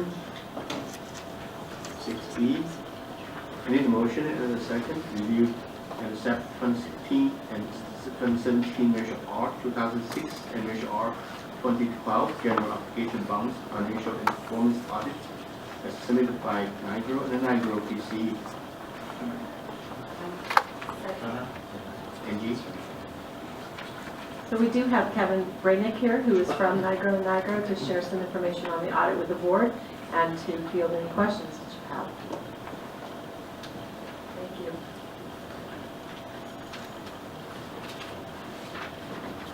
Well, good evening. Hopefully everyone has their audit report in front of them. Audit to kind of walk you through the audit report. So the first thing you remember is this is a financial and a performance audit. That's required by Proposition 39. So I'll take you through just page by page and try and hit as many as the highlights as I can. So the first page in the audit report actually outlines Proposition 39. It talks to you about why you have to form a bond oversight committee, what their responsibilities are, and what each of the measures are, what the ballot said it was going to do, what the dollar amount outstanding were for each of those items. And it kind of walks you through that process. After that, inside the audit report is actually one of the most important sets of pages. It's actually where we issue our opinion on the financial statements. So pages 2 and 3 are where we give our independent auditor's opinion on the Measure R dollars. So when you read through you'll see what management's responsibility is for the financial statements, what the auditor's responsibility is for the audit and the procedures we apply, and then at the end you get what you call an opinion on the financial statements. So the opinion you want is going to be the unmodified opinion. Sounds a little strange, right? Unmodified, but that's the clean opinion. That's the one you want. That is the one you received. It never says unmodified throughout the paragraphs. As auditors, it's how it's laid out, how the paragraphs are formatted inside the actual report that indicate that. And it says that you're free of material misstatements, no fraud, waste, or abuse were noted during the audit. After that, on pages 4 and 5, we actually get into the financial numbers. So again, it's important to look back and say this is from June 30, 2017. So you'll see a balance sheet presented on page 4. Remember, you'll see cash balances that probably don't look anything like they do today as you've been spending down those bond dollars. So just because you see it on that page, that was as of June 30th. I don't think you have all of that to make decisions with today. The next page, page 5, is going to be your statement of revenue, expenditures, and changes in fund balance. So you can see each particular measure is laid out here. You can see what the available ending fund balance is and kind of know where you're going to go forward. On the bottom of each of those financial statement pages, you'll see it says the notes to the financial statement are an integral part. So what the notes of the financial statement are, they're trying to give the background information to the numbers. Every number you see is represented by a footnote, whether it be through accounting policy, whether it be a cash disclosure. It's all back there in the footnote section, so it can help you guide your way through the audit report. I like to really call out the first footnote because it describes each of the bond measures. It gives you all of the accounting details that you could ever want to know about why we do governmental accounting and how it actually dictates how the financial statements look. There's a footnote on cash inside of your audit report, and that's a really key one. Why? Because you might get input from the community saying, why don't we earn more than 0.5% on this large balance of dollars? Well, there's government code that dictates, with that. In the footnotes, I would say it's probably on page 5 or 6. Let me get that for you. Page 8, actually. So footnote number 2. So it gives you the government code on why the cash in the county treasury has been located there, why you can't invest in some sort of outrageous hedge fund or those sort of things and earn those ridiculous amounts of interest. Well, there's a risk benefit to all those things, and the government code says you have to invest in the county treasury. Following up on page 8, there's some really great information on both of the measure R's. So at the end of the day, you issue debt, or the community members approve debt to be issued upon them, and then it gets levied on them over the course of 30, 40 years. So there's a disclosure inside the audit report that actually describes the amount of debt that's outstanding on those community owners. So page 9 has a great little chart based on the election of 2006 and the election of 2012. So you can actually see what the principal payments remaining are over the course of the bonds. There's also a disclosure on there that talks about the principal and interest for each measure, so you actually know the outstanding debt obligations for those community members. Again, you may get approached in the community saying, what is our outstanding liability in aggregate? Well, here you can go and get your principal and interest amounts. And you can see that it's disclosed by fiscal year, and then it's aggregated into 5-year chunks after that. Continuing on inside the audit report, since this is a governmental audit, there's a requirement that the auditor looks at the internal control process for how things are how the internal controls over purchasing, facilities, disbursement, how they're set up, and make sure that they are adequate to meet the needs of the district from a control standpoint. So it walks you through what our obligations are in reviewing the procedures, and then it says if we do identify an issue with any sort of internal controls, then we're required to actually write it up as a finding inside the audit report. Again, there were no findings identified this year, thankfully, so there's actually no modifications to the way those paragraphs read. And that takes you through the financial audit. So pages 1 through 12 are your financial audit. Your performance audit, actually, where we spend about 75% of our time on the audit itself, happens on pages 13 and 14. It definitely doesn't get the justice it deserves inside the audit report, but I'll walk you through it to kind of give you an idea of what it's like. So a performance audit is required to outline objectives, and those objectives line up with what is included in Proposition 39. It talks about the oversight committee, what their duties and responsibilities are. It talks about allowability. It talks about ensuring that expenditures line up with the approved ballot language and those sort of things. It also refers to public contract code to make sure that everything's being done on the up and up and in compliance with law.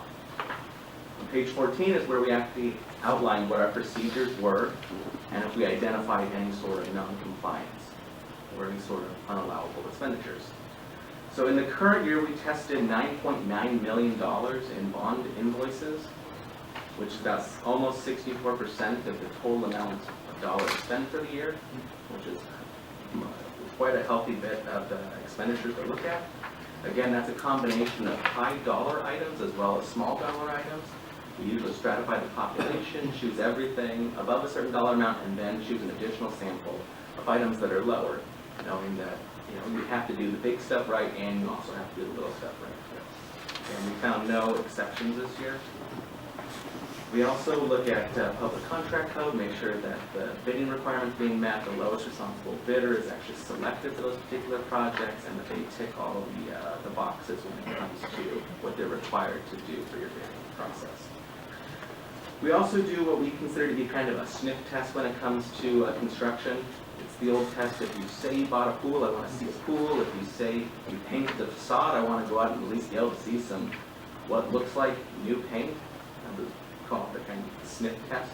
So we had an opportunity to go out to Roland High and actually look at, take some of those bond invoices and then go line them up with what the work that was actually done at the school sites.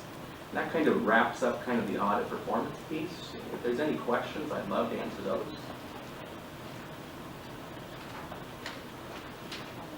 Any questions? I have a question. Community members often ask about the various bonds and whether all the money has been spent. And could you explain page 9 a little better under the 2006 election? What the balances mean on that page? Sure. The balances represented on page 9 for the election of 2006 are the actual debt amount remaining on the community owners. So that's not the amount you have in the bank left to spend. That's simply the debt that's outstanding at this point in time. If you want the balances left that you actually have in the bank to spend, those were back on the balance sheet on page 4. So it's kind of debt versus the actual asset. It's a little confusing to look at this because we were told all the 2006 bond money has been used. And then I thought, oh my gosh, we've still got all this money. So, thank you. Thank you very much. One more. One more. The other question as community members we get is on page 5, where you talk about expenditures for salaries and benefits. Sometimes it's hard to understand that there are people assigned to the work of the bond and the project. It's not all salaries for the district, it's just for that, the Correct. project or projects. We actually specifically look at the salaries and benefits that are paid to make sure that the person they're being paid on actually work on behalf of the bond. So you're not able to slip in, the superintendent's salary into bond expenditures. You can't have a teacher or a principal, who has construction going on their site or on their classroom. You can't pay for those teachers' salaries out of the bond fund. Thank you for clarifying. Any more questions? Thank you. You're welcome. In favor say aye. Aye. Opposed? Opposed? Motion carries.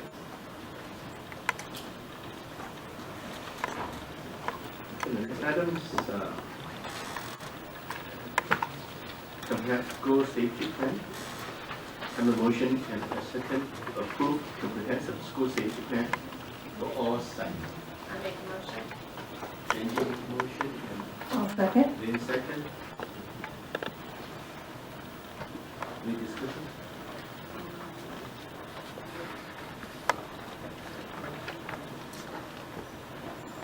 I'd like to vote on it. Any questions? I have questions. Yeah. Okay, we say aye. Aye. Motion carried. Amending.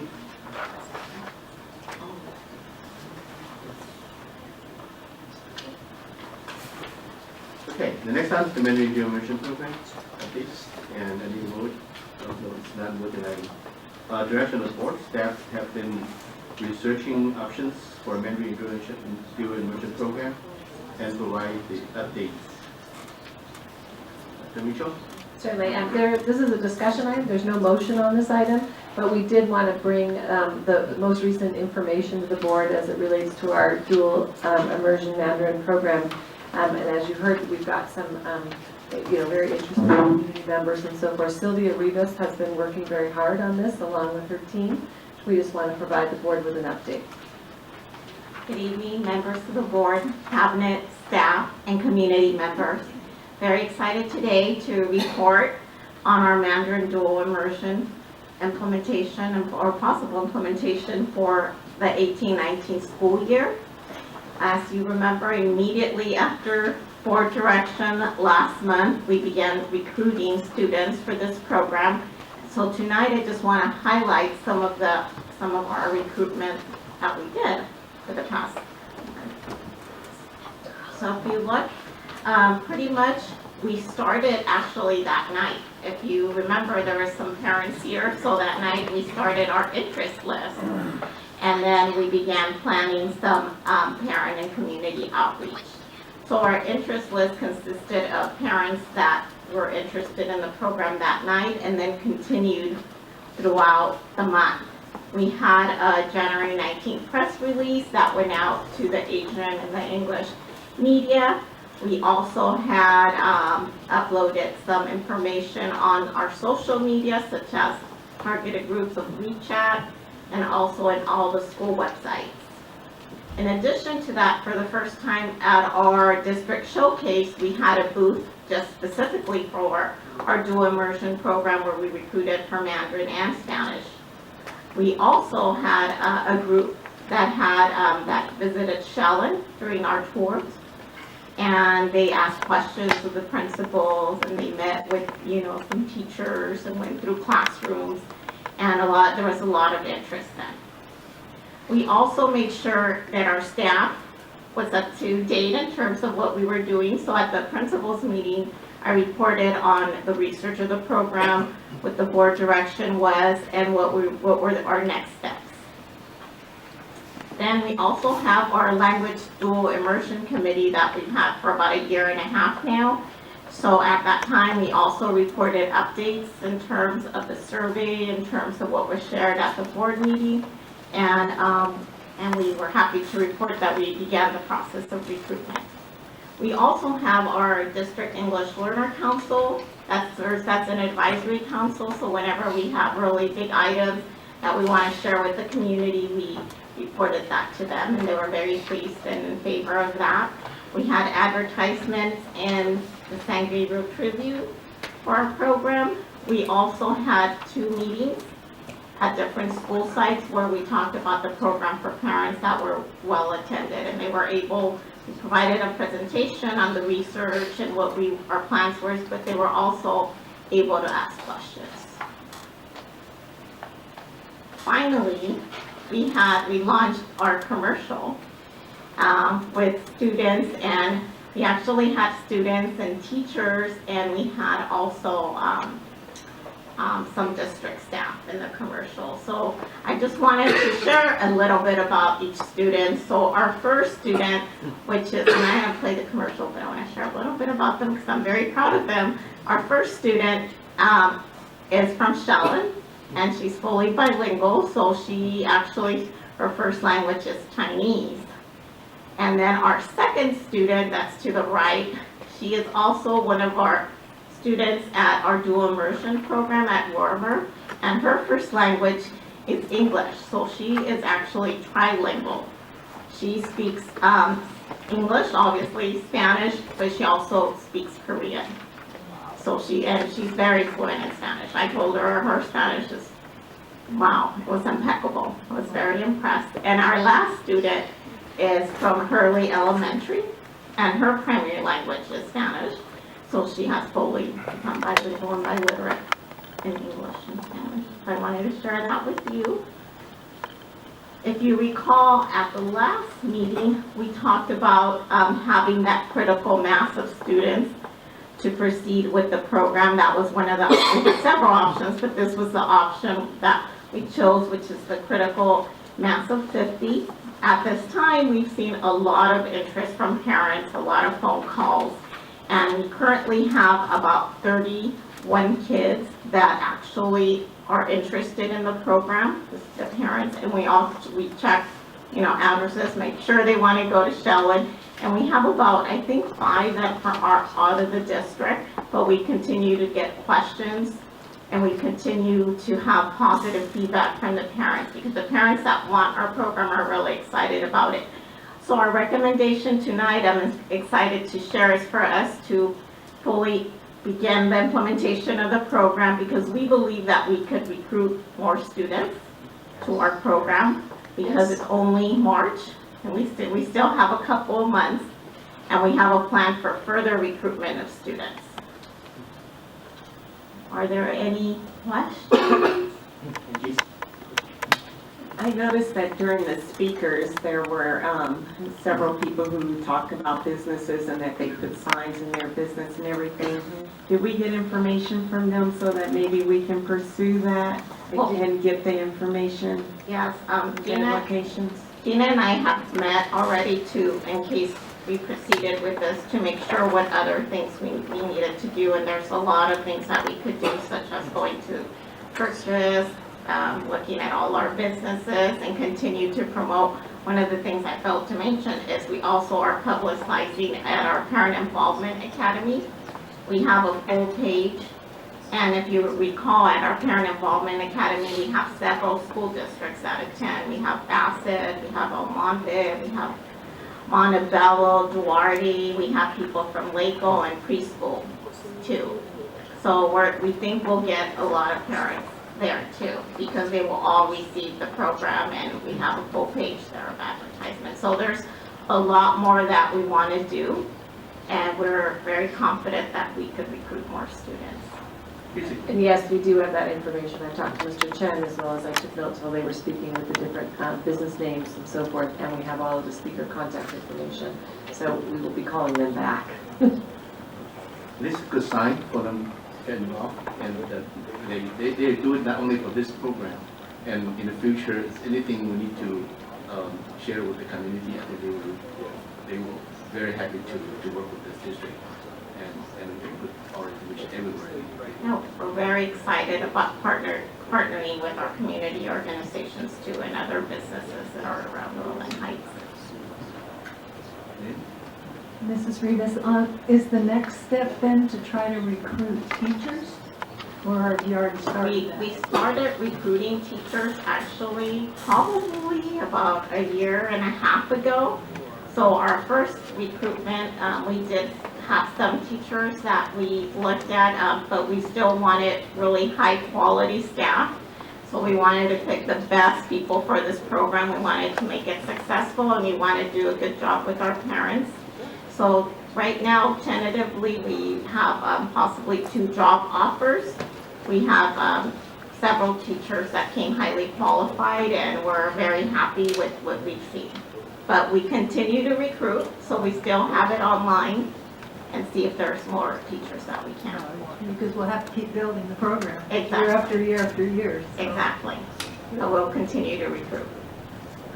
Great advertising about the 3 students. I was very impressed with you talking about them. Thank you for sharing. So this item again is not an action item. What we're interested in knowing is if the board would like to give us direction that is different from the direction we're going in. So at this point, we would like to fully engage with the employees to hire for the program, launch the program, and work with our community who spoke this evening as well as other community members to recruit and get the additional 19 students to fill out to a full 50. Does that have to be in the form of a motion, or There is no motion, just for the board to give direction. If our forward movement is not what the board would like us to do, then we'd like to know that. as far as I'm concerned, you're doing the right thing, and I'd like you to move forward. Yeah. I'd like to move forward too, but what happens if we don't get the 19? So at this point, 31 is critical mass. The concern that we have and the reason why we need 50 students is because there is a lot of attrition. When we get into the upper grades, that 50 students, which are 2 classes, will highly likely become 1 class. And because there is an attrition or dropout rate. So 31 would make, it's about a 50%, so it's fine for kinder. But the problem is it would end up being about 16 students, which is very small in upper grades. So we still do need additional students so we can see through the full program. I think we've made a good start, though. Go ahead. Thank you. Next, we go to work.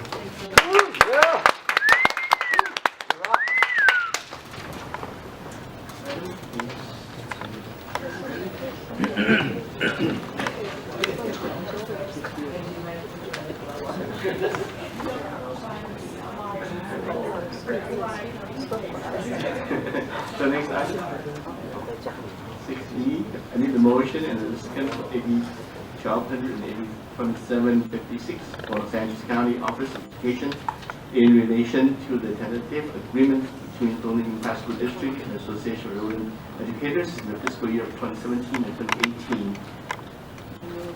Second. And Angie second. Questions? Discussion?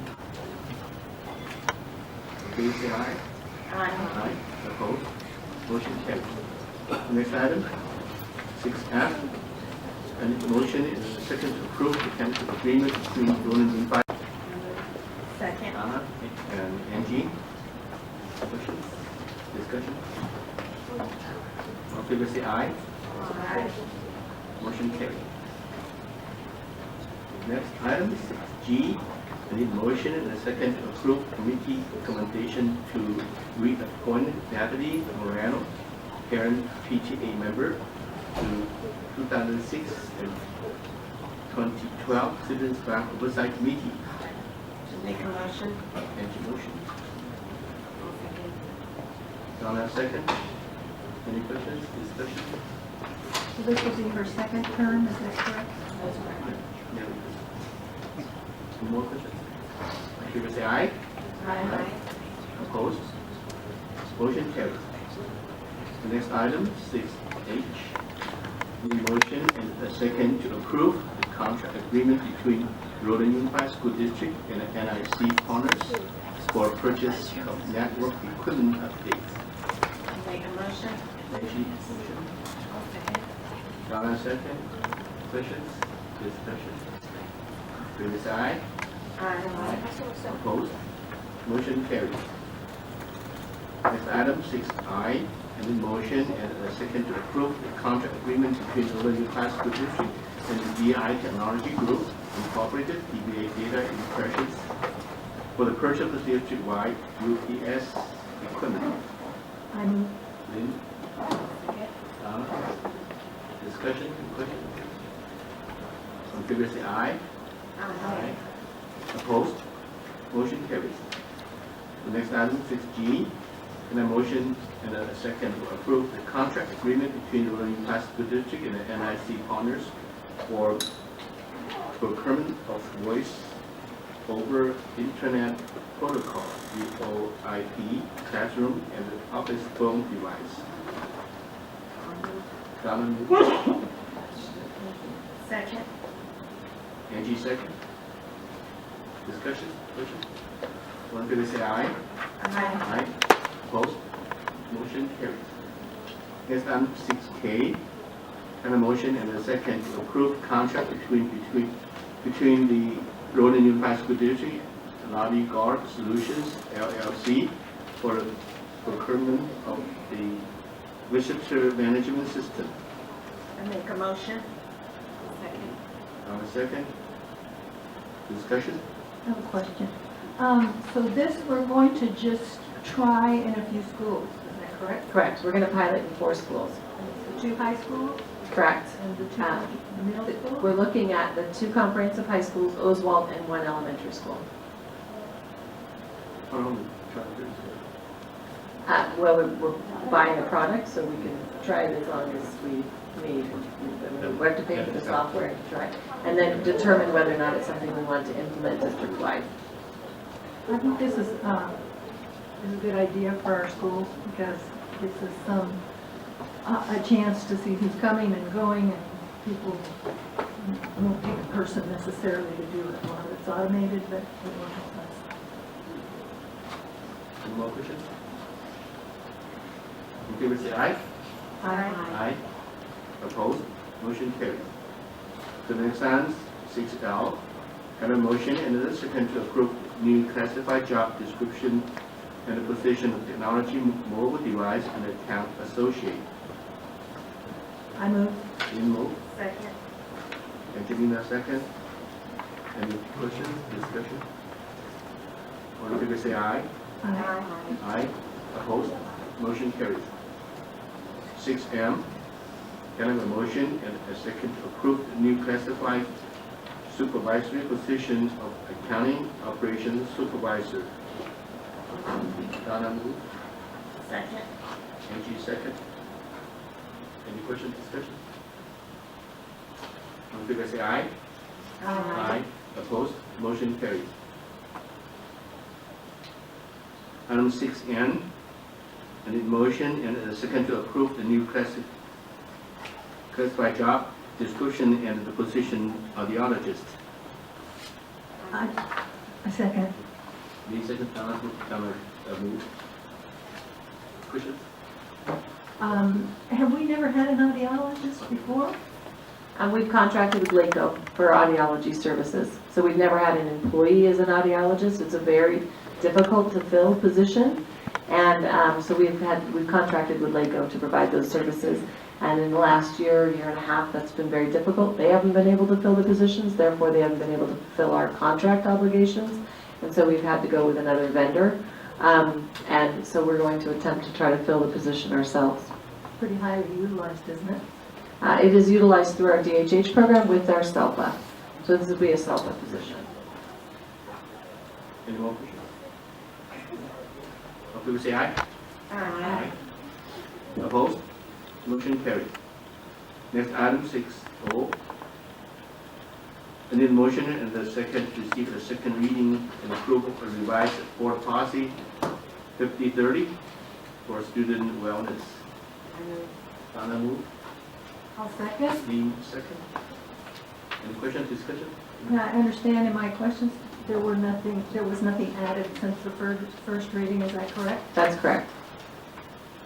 Any more questions? People say aye.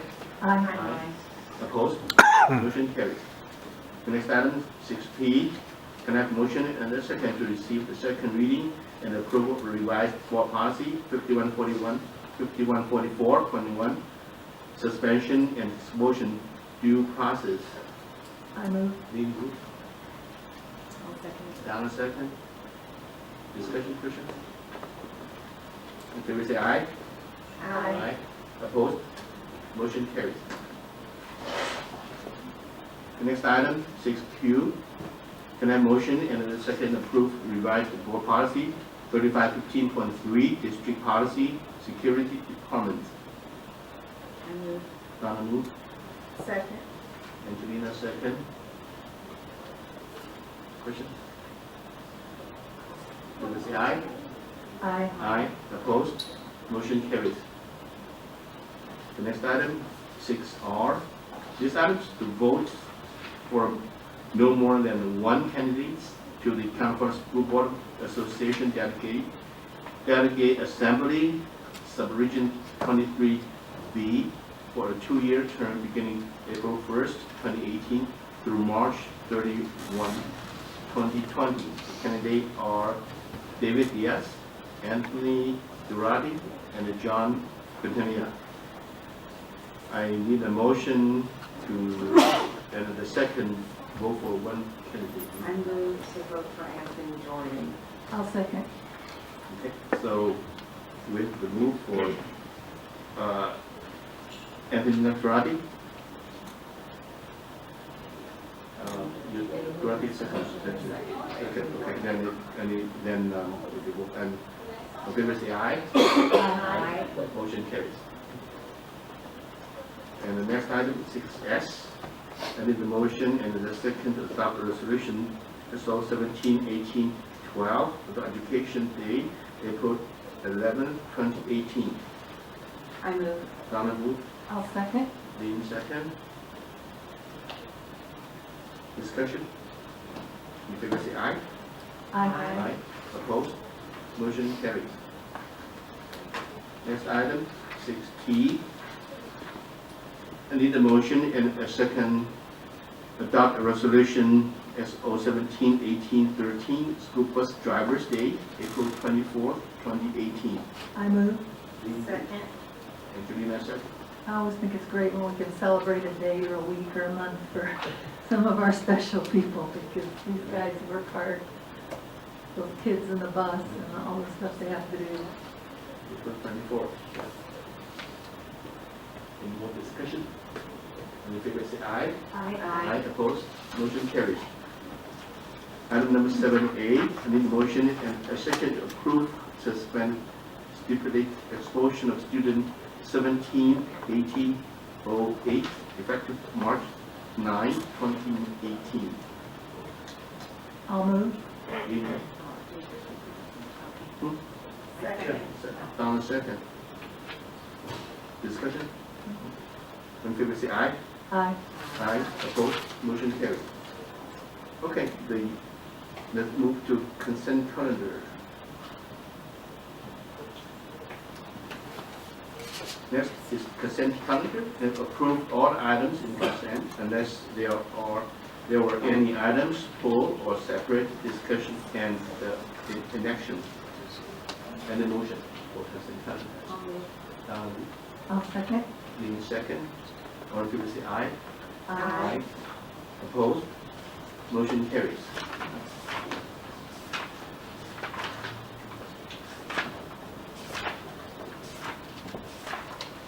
Next item is conference session. We're now in conference session, board members' comments.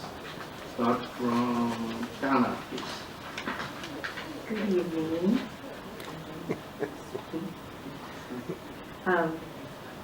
I really enjoyed Roland High School's presentation. I saw Footloose last weekend, and I highly recommend you go see the play. The kids were outstanding. I didn't want it to be over. I was so upset when it was done because they did great singing and dancing. I don't know how all of them could dance the same thing, jump up, do the moves at the same time. A lot of practicing.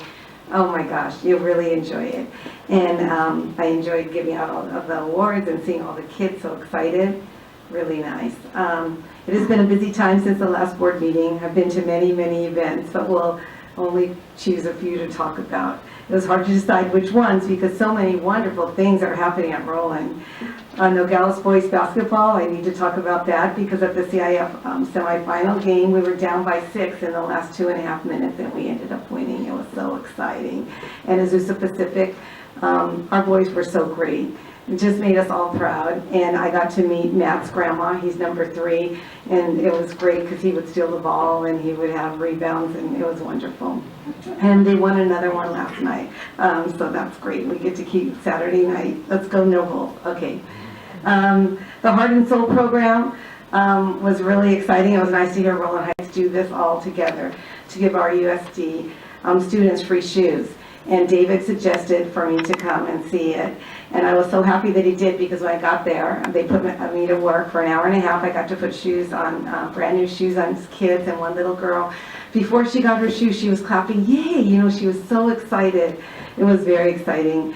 So many volunteers were there. Students were able to receive socks too. What a wonderful thing for our students. Over 120 students of all different grades and schools received a brand new pair of shoes. The next thing I would like to talk about is Roland Reads. Miriam invited me to go to one of her classes, and Miriam and Karen Satosa at Killian were great presenters. They taught a class, they teach a class after school to interested teachers who come on their own time to learn. This class that I attended was their 6th class of the year, and it was about conferencing with students. They were talking, there's 3 different ways, and one was to speak positively, just say positive things, which was very interesting. And at the end, Miriam announced that she made a contact to have authors come to their school. So the teachers were all thrilled. I wanted to mention Williams legislation. 8 schools received a mark of exemplary condition under the facilities category, which is excellent. Hard work by the facilities department earned this for Roland. Great job, facilities department. 0 textbook insufficiencies is wonderful, but it took a lot of hard work from many people at Roland to get this. Great job. I enjoyed listening to our community members come and talk about the dual immersion Mandarin program. Thank you so much for speaking so positively about it, and Mr. Harrison about Oswald. That was great. Lastly, I think it's a huge honor for Roland to be one of 12 schools selected across the nation for Future Ready Schools Digital Equity Program. Thank you for the report again on the 2nd interim report. All of your hard work that you do continually, Alex, Aubrey, and your team, for our positive certification. And have a great spring break at the end of the month. Thank you.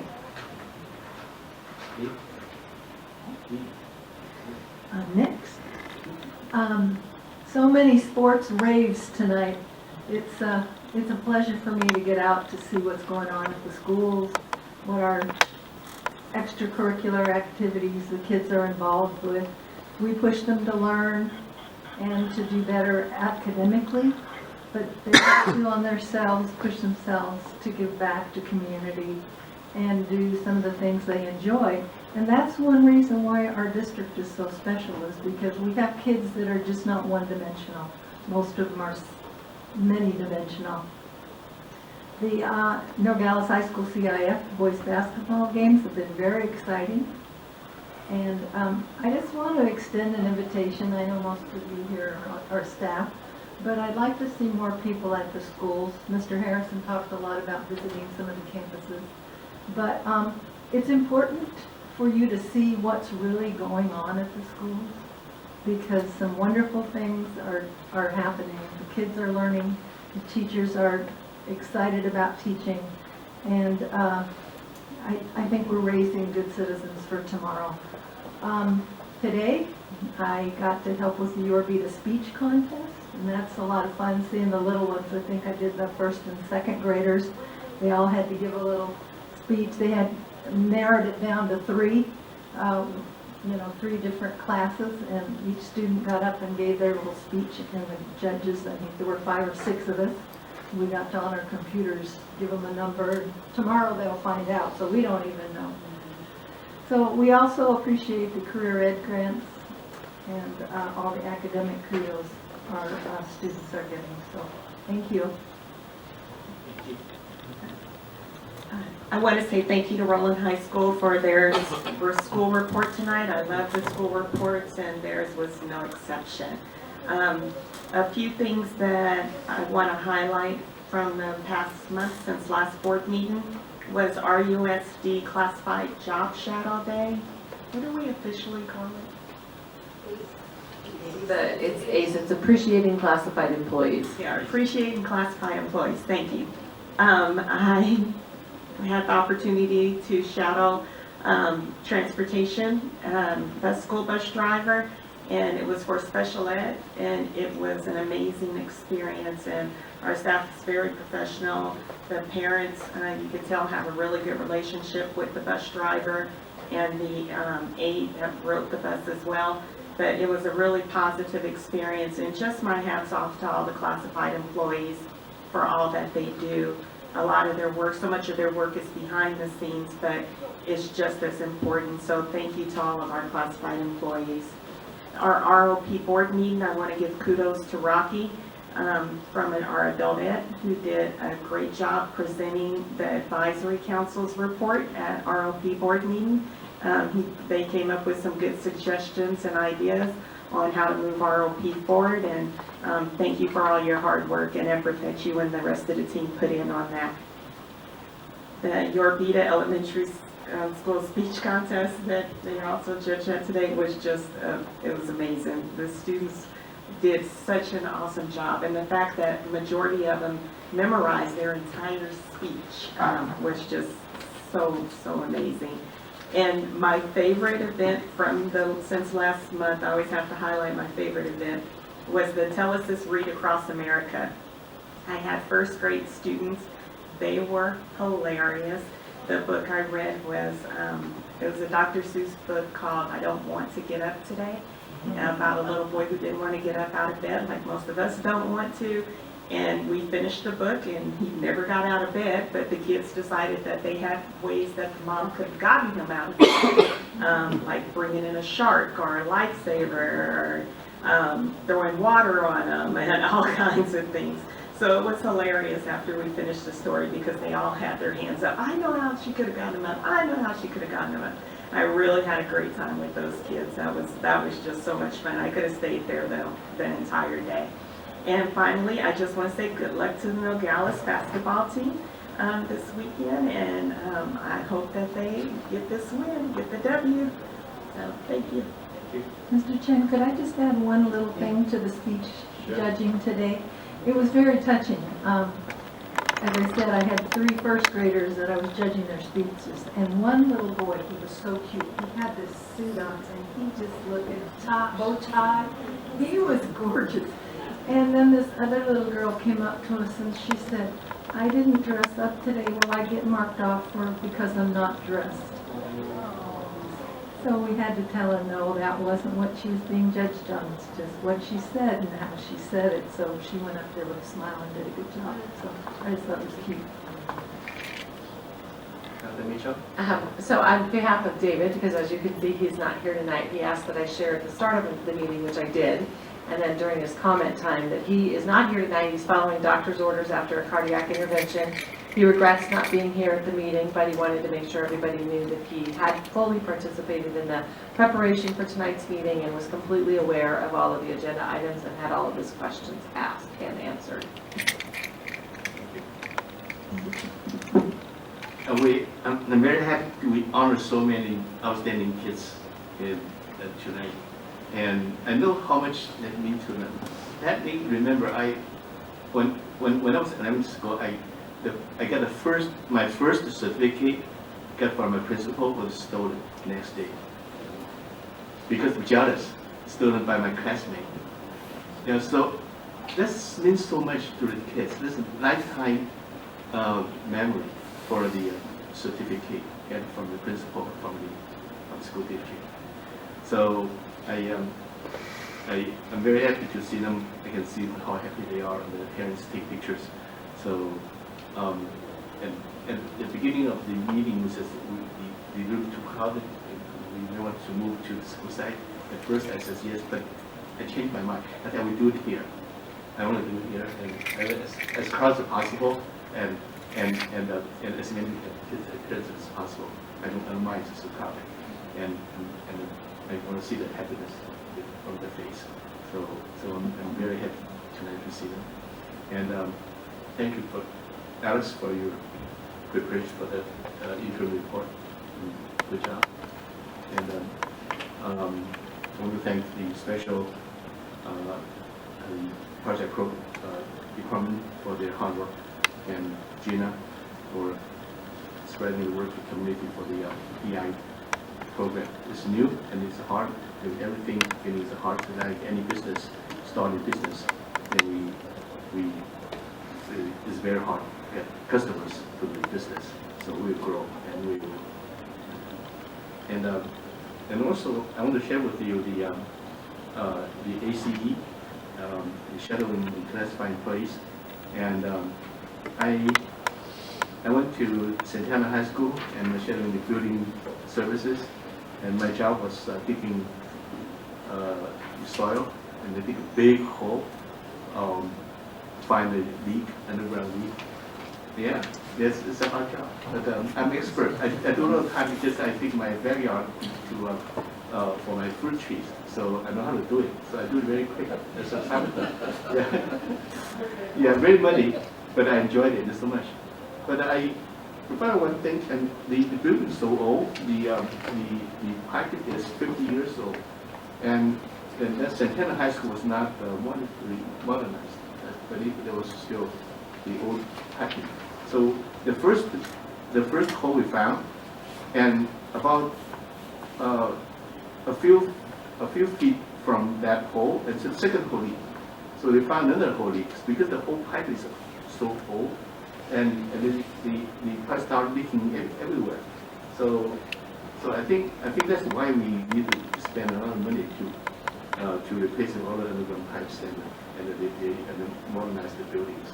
And that school site is that was the SEDA elementary school is closed a few years ago, and now it's shared with the ROP and the Santana High School, and the facility is so old. So I learned something that day, and I worked not so hard, but they dig half of the whole, I dig half. So I enjoyed it, and that was a very, very good opportunity for us to learn from the classified employees to learn. Last year I was following the custodian in Rhode Elementary School. Thank you very much. And, okay. And we need to go back to closed session. So, thank you very much. And- Oh, they have one? Okay. Oh, missed that one. Okay, we missed one. The public hearing will be held on April 12, 2018, as IQ Academy is petitioning the Northern Unified School District for renewal of their charter for a 5-year term between 2018 2023. So the hearing. Don't need to. That's it, huh? No, right? Okay, well then we return to closed session at 8:25.